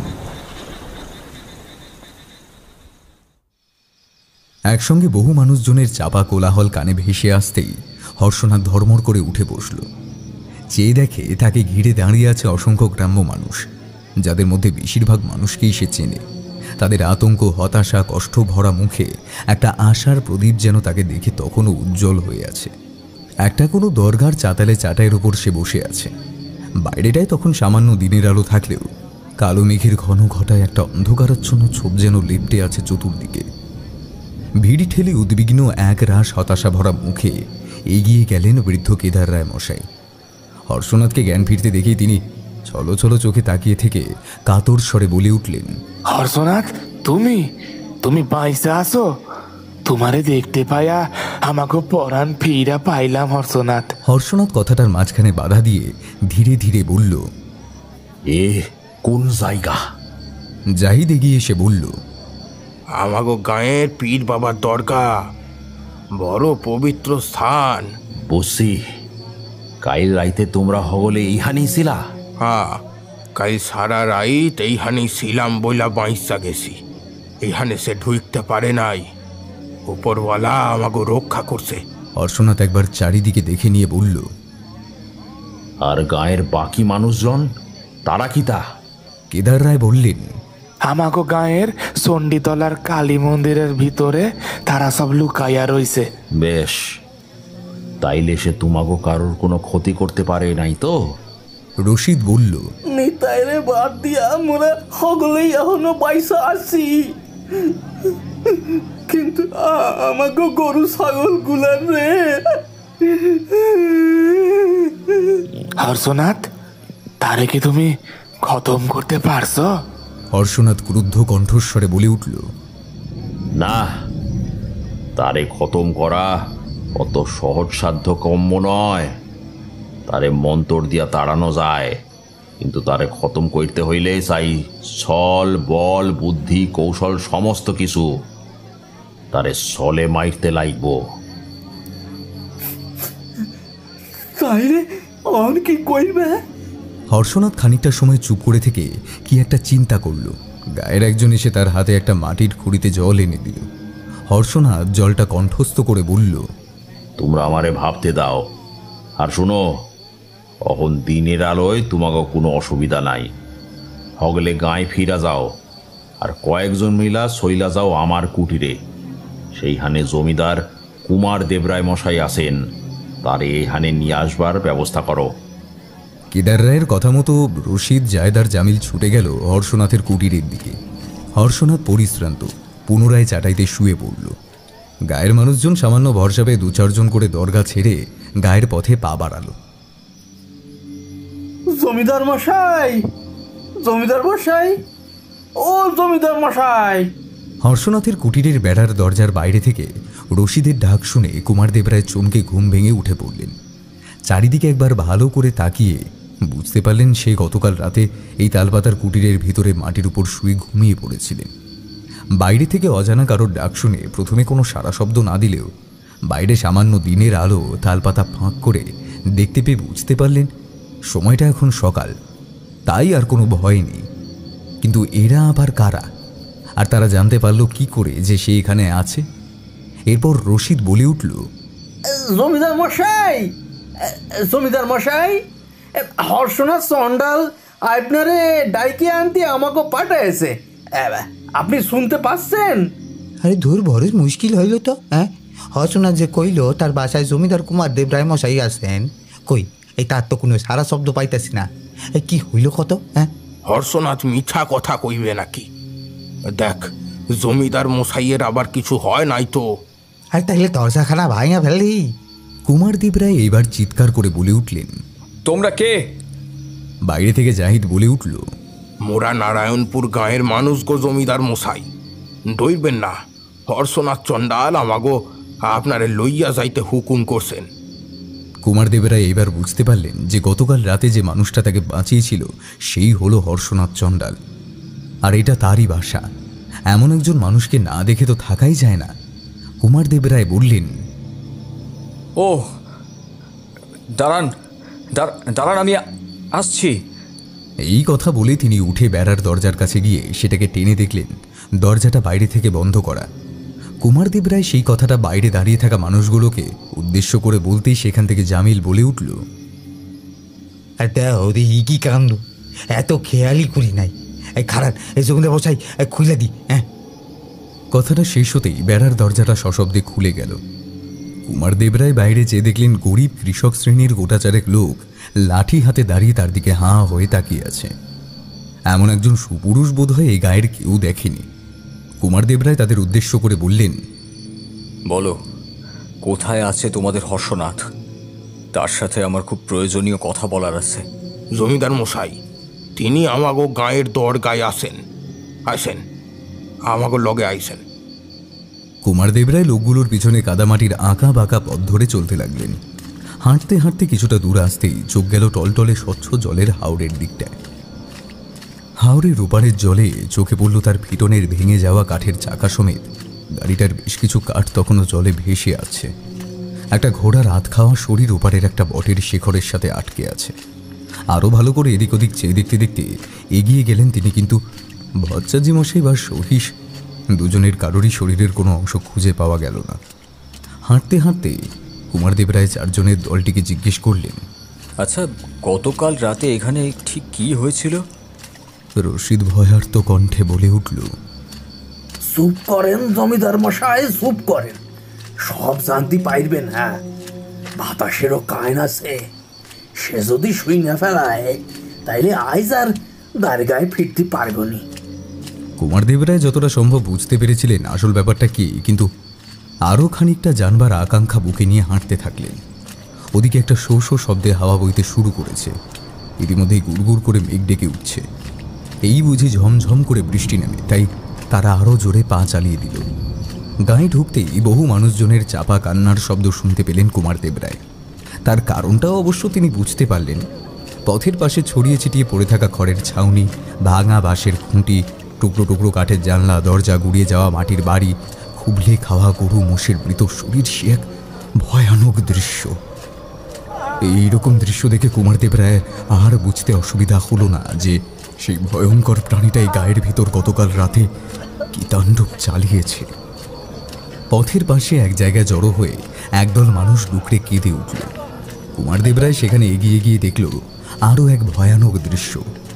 একটা মানুষের ধরহীন মাথা এক রাশ জমাট বাঁধা রক্তের উপর কাঁধ হয়ে পড়ে আছে। কুমারদেব রায় সেই দৃশ্য আর সইতে পারলেন না, এগিয়ে গেলেন দলটার পিছনে। পথে যেতে যেতে তারাও সে দৃশ্য দেখতে ক্ষণিকের জন্য দাঁড়িয়েছিল। তাদের মধ্যে দুই একজন চাপা স্বরে কেঁদে উঠে অতি দ্রুত বেগে সে স্থান ত্যাগ করল।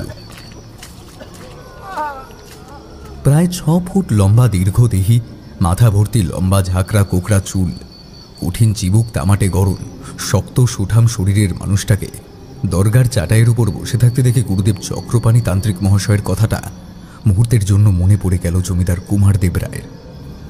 এ যেন সত্যি একজন সাক্ষাৎ যমদূত। এমন একজন বলশালী মানুষের পক্ষে কোনো বাধাই যেন বাধা নয়। হর্ষনাথ ঠোঁটের কোনায় সামান্য হাসি এনে বললেন, আইসেন জমিদার কুমারদেব রায় মশাই, আইসেন। অহন আপনার শরীর ঠিক আছে তো? কিন্তু আপনি আমাকে চিনলেন কিভাবে? আপনার সাথে আমার তো কখনো পরিচয় হয়নি। আপনার সমস্ত কিছুই মুই জানি না, এইয়া ভাইবেন না যে মুই অন্তর্যামী। আপনার গুরুদেব শ্রী চক্রপাণী তান্ত্রিক মহাশয় আপনার পরিবারের সমস্ত কিছু একসময় আমারে কইতেন। তা আপনার গুরুদেবে এখন কেমনে আছেন? কথার মাঝখানে একজন এসে দরজার মেঝেতে একটা চাটাই বিছিয়ে দিল। কুমারদেব রায় সেখানে বসে পড়ে তার সমস্ত কথা হর্ষনাথকে বলতে লাগলেন। কুপাই গায়ে গড়াইয়ের চড়ায় তার হাসপাতাল তৈরির কথা থেকে শুরু করে ভিত পুজোর দিন তার গুরুদেব চক্রপাণী তান্ত্রিক তার অগ্নিদগ্ধ হয়ে নির্মম মৃত্যু, সবটাই।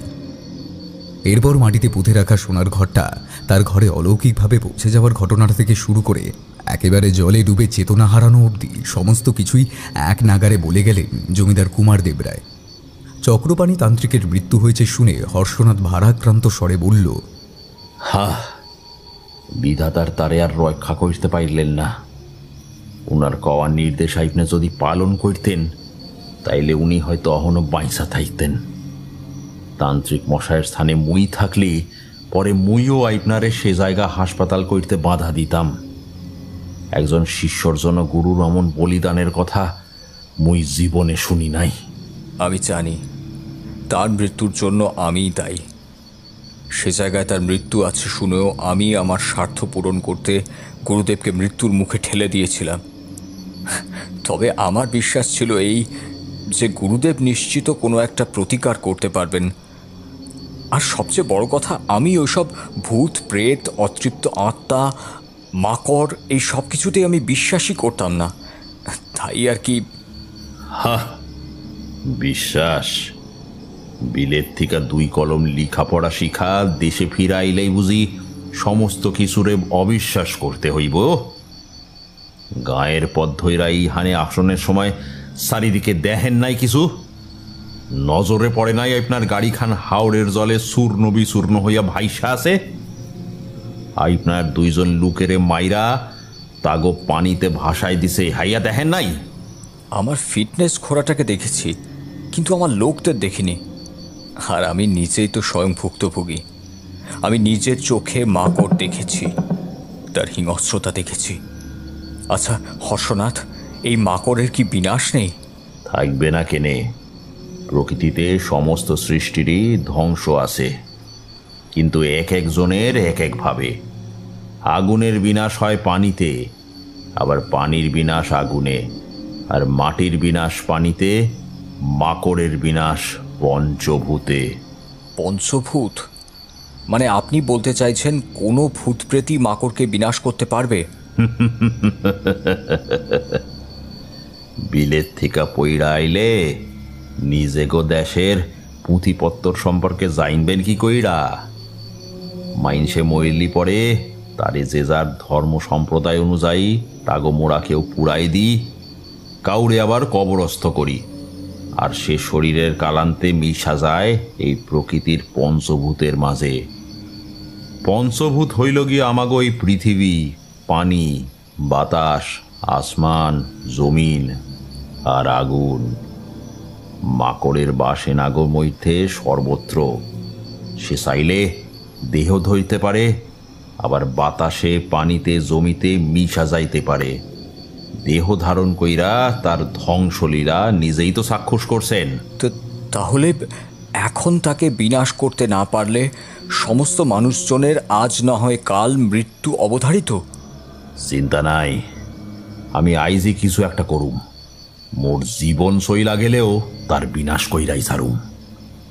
আপনি চাইলে আলো থাকতে থাকতে আপনার বাসায় ফিরা যাইতে পারেন, সে ব্যবস্থা মুই কইরে দিতে পারি। আলো নিপ্তি অহনো ঢের দেরি আছে।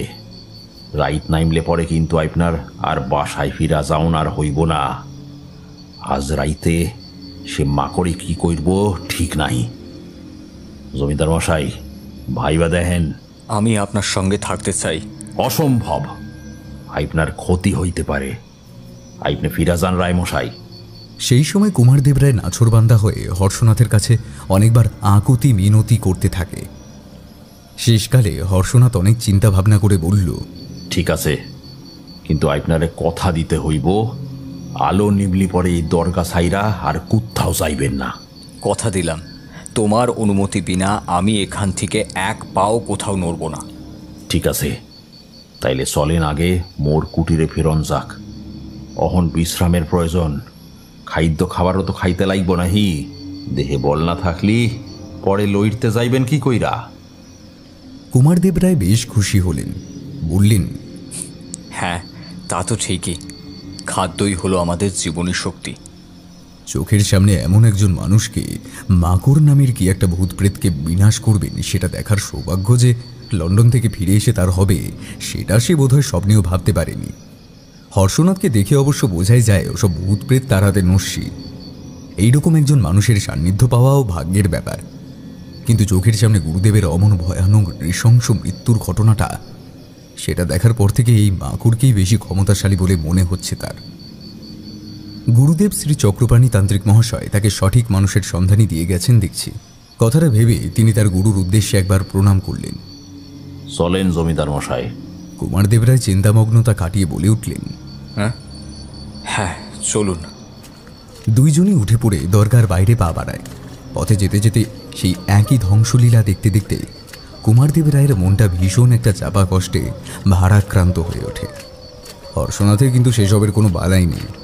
সত্যি তিনি কত কঠিন প্রকৃতির মানুষ, তার মধ্যে শোক দুঃখের কোনো উত্তাপই যেন স্পর্শ করছে না। তিনি যেভাবে সমস্ত কিছু দেখেও না দেখার মতো এড়িয়ে চলে যাচ্ছেন, তাতে মানুষটাকে বড় নির্দয় বলে একবার মনে হলো কুমারদেব রায়ের। তবে এমন একজনকে গায়ের মানুষগুলো এমনভাবে সম্মান করে দেখে আশ্চর্য না হয়ে পারা যায় না।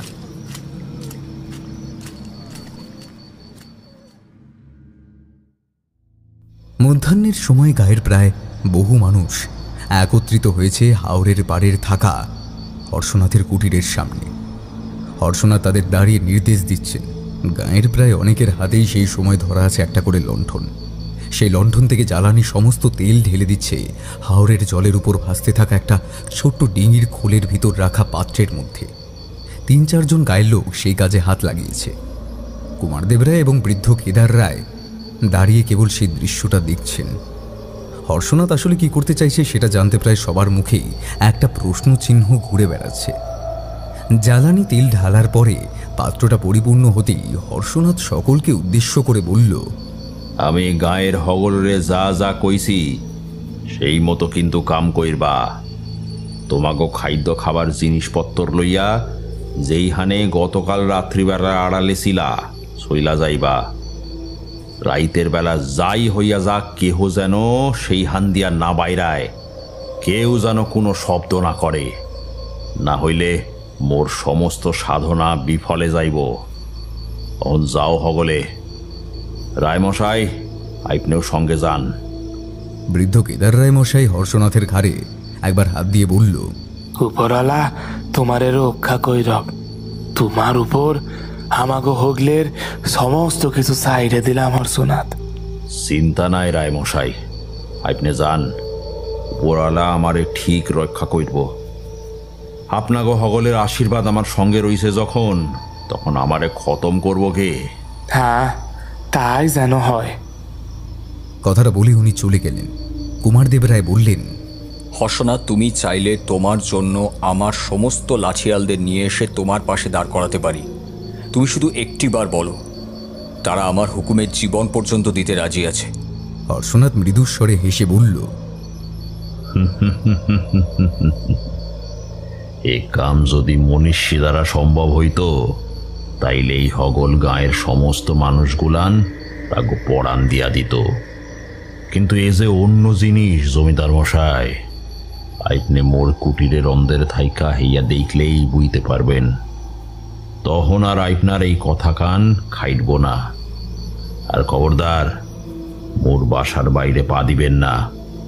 মোরে কথা দিছেন, হইয়া মনে রাখেন কিন্তু। আর যে কাম করতে কইছি ওইয়াই করবেন, মনে আছে তো? হ্যাঁ মনে আছে, তুমি চিন্তা করো না, তোমার একবার ইশারা পেলেই হলো। চলেন তাইলে কাম শুরু করা যাক। হর্ষনাথ নিজের ঘরে ফিরে এলো। তার লোহার সেই বাক্স থেকে বের করে নিয়ে এলো একটা শুকনো মাটির বড় বল, তার সঙ্গে কুশের আসন, পুজোর কিছু সামগ্রী, আর সবশেষে লোহার একটা ত্রিশূল। কুমারদেব রায় চাটাইতে বসে হর্ষনাথের এসব কার্যকলাপ দেখছিল। হর্ষনাথ তার শিঙাটাকে কুমারদেব রায়ের হাতে দিল। কুমারদেব রায় শিঙাটাকে হাতে নিয়ে একবার ভালো করে দেখল, তারপর ফু দিতে যাচ্ছিল, কিন্তু হর্ষনাথ বাধা দিয়ে বলল, ও না, সময়কালে বাজাইবেন। এরপর হর্ষনাথ তার সমস্ত জিনিসপত্র গুছিয়ে পোটলা বেঁধে নিয়ে কুটিরের বাইরে গিয়ে দাঁড়ালো। বাইরে তখন সন্ধ্যের অন্ধকার ঘনীভূত হতে শুরু করেছে। আকাশে কালো মেঘের ঘনঘটা থাকলেও বৃষ্টির আশা নেই। হর্ষনাথ কুটিরের চারিদিকে ঘুরে ঘুরে শিশি থেকে সামান্য জল নিয়ে মন্ত্র পড়তে পড়তে 3বার ঘুরে এলো। তারপর কুমারদেব রায়কে ঘরে বন্দি করে বেড়ার দরজাটা আটকে দিল। কুমারদেব রায় দরজার একপাশে দাঁড়িয়ে তালপাতার দেওয়ালে থাকা সামান্য ফাঁক দিয়ে সেখান থেকে হর্ষনাথের উপর নজর রাখলেন। তিনি অস্পষ্টভাবে দেখতে পেলেন হর্ষনাথ অন্ধকারের মধ্যে ধীরে ধীরে হাওরের দিকে এগিয়ে যাচ্ছে। তার এক হাতে ধরা আছে ত্রিশূলটা আর অন্য হাতে ধরা আছে লাঠির সাথে পুটলিটা। পুটলিটাকে বাঁশের লাঠির মাথায় বেঁধে সেটাকে কাঁধে নিয়ে হর্ষনাথ দূরের অন্ধকারের পথে চলে গেল।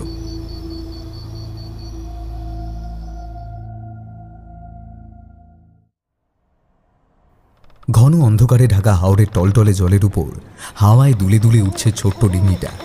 হর্ষনাথ ডিঙির খোলের ভিতর তার সমস্ত জিনিসপত্র তুলে দিয়ে ফিরে এলো।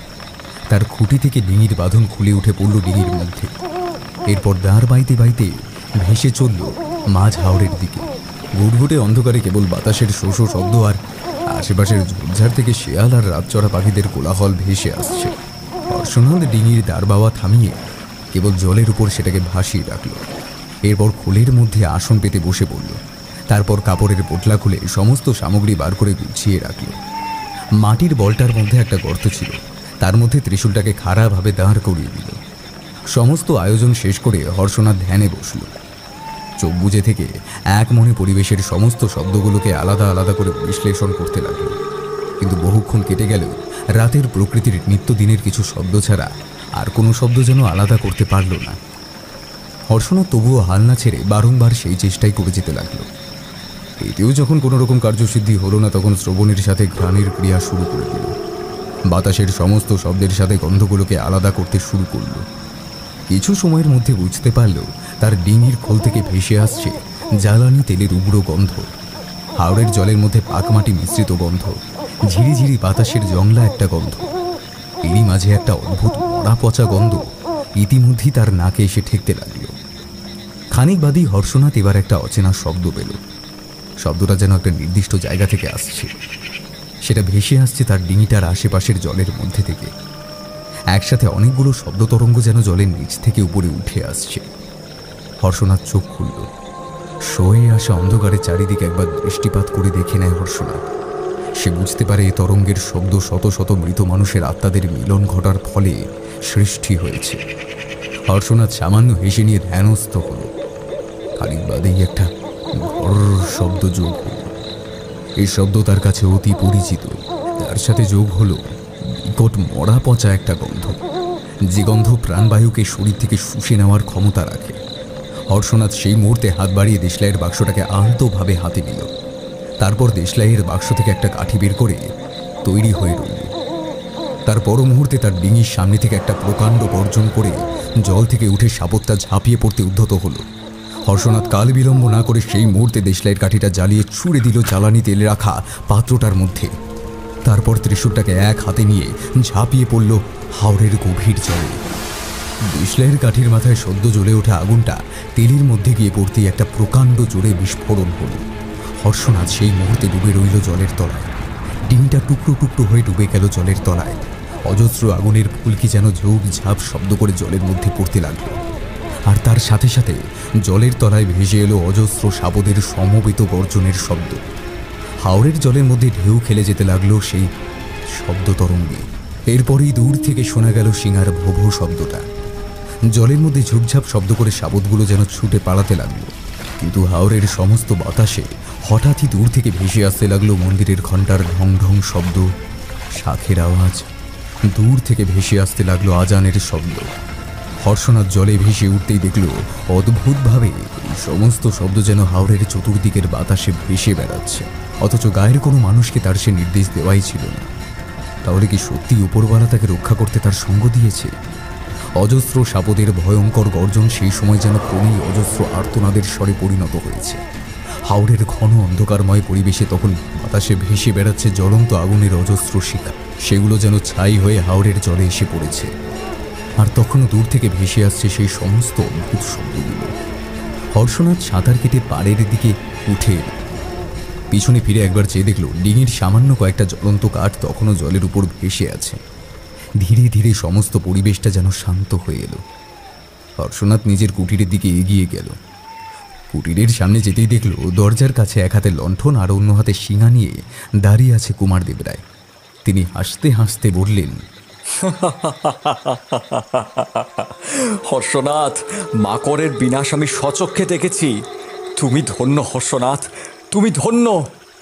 জমিদার মশাই, আইজ উপরওয়ালা মোর সঙ্গ না দিলি পরে আমারও কিছু করার ছিল না। তিনি আসেন জমিদার মশাই, তিনি আসেন, আর আপনি সঠিক কালে সিঙাডারে বাজাইছেন। আমাকে দায়িত্ব দিয়েছ, তাই আমি আমার কর্তব্য করলাম মাত্র। হর্ষনাথ, আজ থেকে তোমাকে আমার বংশের কুলগুরু হিসেবে স্থান দিলাম। তবে এবার আর তুমি না, আপনি আমার গৃহে একটিবারের জন্য হলেও আপনার পদধূলি দেবেন। আপনার পদসেবা করার সুযোগটি একটিবারের জন্য হলেও আমাকে দেবেন। জামু, কিন্তু দিনক্ষণ মুই কিছুই কইতে পারি না জমিদার মশাই, কিন্তু জামু নিশ্চয়। অহন এক কাম করেন, আপনি আইজ রাইতে মোর বাসায় থাইকা আগামীকাল চইলা যাইবেন।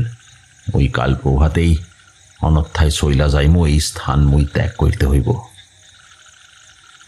কুমারদেব রায় কতকটা অবাক হয়ে বললেন, অন্য জায়গায় চলে যাবেন মানে? এ মোর গুরুর নিয়ম কইতে পারেন জমিদার মশাই। যেথায় বিপদ বিনাশ মুই কইতে পারব, সেই স্থান সাইরা পুনরায় মোড়ে অন্য স্থানে প্রস্থান কইরা সেইখানকার মানুষজনের বিপদ থেকে উদ্ধার করতে যাইতে হইব। এই গায়ের বিপদ আর নাই, তাই মোর থাকার কোনো প্রশ্নই নাই। আইসেন। এই কথা বলে হর্ষনাথ ঘরে ঢুকে যায়। কুমারদেব রায় ঘরে ঢুকে এসে বললেন, কিন্তু কোথায় বিপদ আছে সেটা আপনি বোঝেন কি করে? হর্ষনাথ শরীরের জল মুছতে মুছতে বলল, বিপদেরও হ্যান গন্ধ আছে জমিদার মশাই, ও আমি হেইয়া টের পাই কইতে পারেন, আপনার মগজে ঢুইবে না। কুমারদেব রায় মনে মনে ভাবলেন, কি অদ্ভুত মানুষ এই হর্ষনাথ। যিনি শুনে কেউ নিজের বিপদ ডেকে আনে, এই বোধহয় কোনো মানুষকে প্রথম দেখতে পেলেন। অবশ্য এমন একজন অদ্ভুত সাধকের পথে বাধা দেওয়াটা ঠিক নয়। ওদিকে অজস্র মশাল হাতে গায়ের মানুষজন ভিড় জমিয়েছে হাওরের পাড়ে। তারা মাকড়ের বিনাশ হয়েছে বুঝতে পেরে কোলাহল শুরু করেছে। তাদের মধ্যে বেশ কয়েকজন এসে হর্ষনাথকে ধন্য ধন্য করে গেল।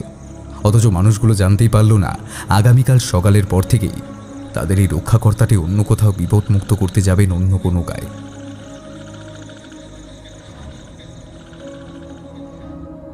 পরের দিন ভোরবেলা নিজের সামান্য কিছু জিনিসপত্র গুছিয়ে নিয়ে হর্ষনাথ কুমারদেব রায়কে নিয়ে কুটির ছেড়ে বেরিয়ে এলেন। তারপর লণ্ঠন থেকে বেশ কিছুটা জ্বালানি তেল তালপাতার দেওয়ালে ছিটিয়ে দিয়ে আগুন জ্বালিয়ে দিলেন।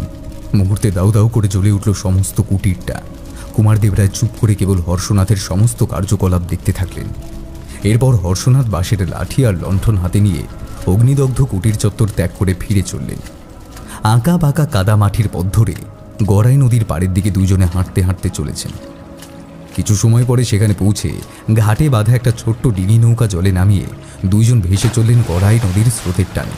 অন্ধকারে ধীরে ধীরে দূর থেকে দূরে মিলিয়ে গেল সেই ছোট্ট ডিঙি নৌকাটা। প্রভাতের সিঁদুর রাঙা ভোরের সূর্যটা সেই সময় শ্রাবণের ঘন কালো মেঘের আড়াল থেকে সামান্য উঁকি দিয়ে যেন মুখ ঢেকে নিল।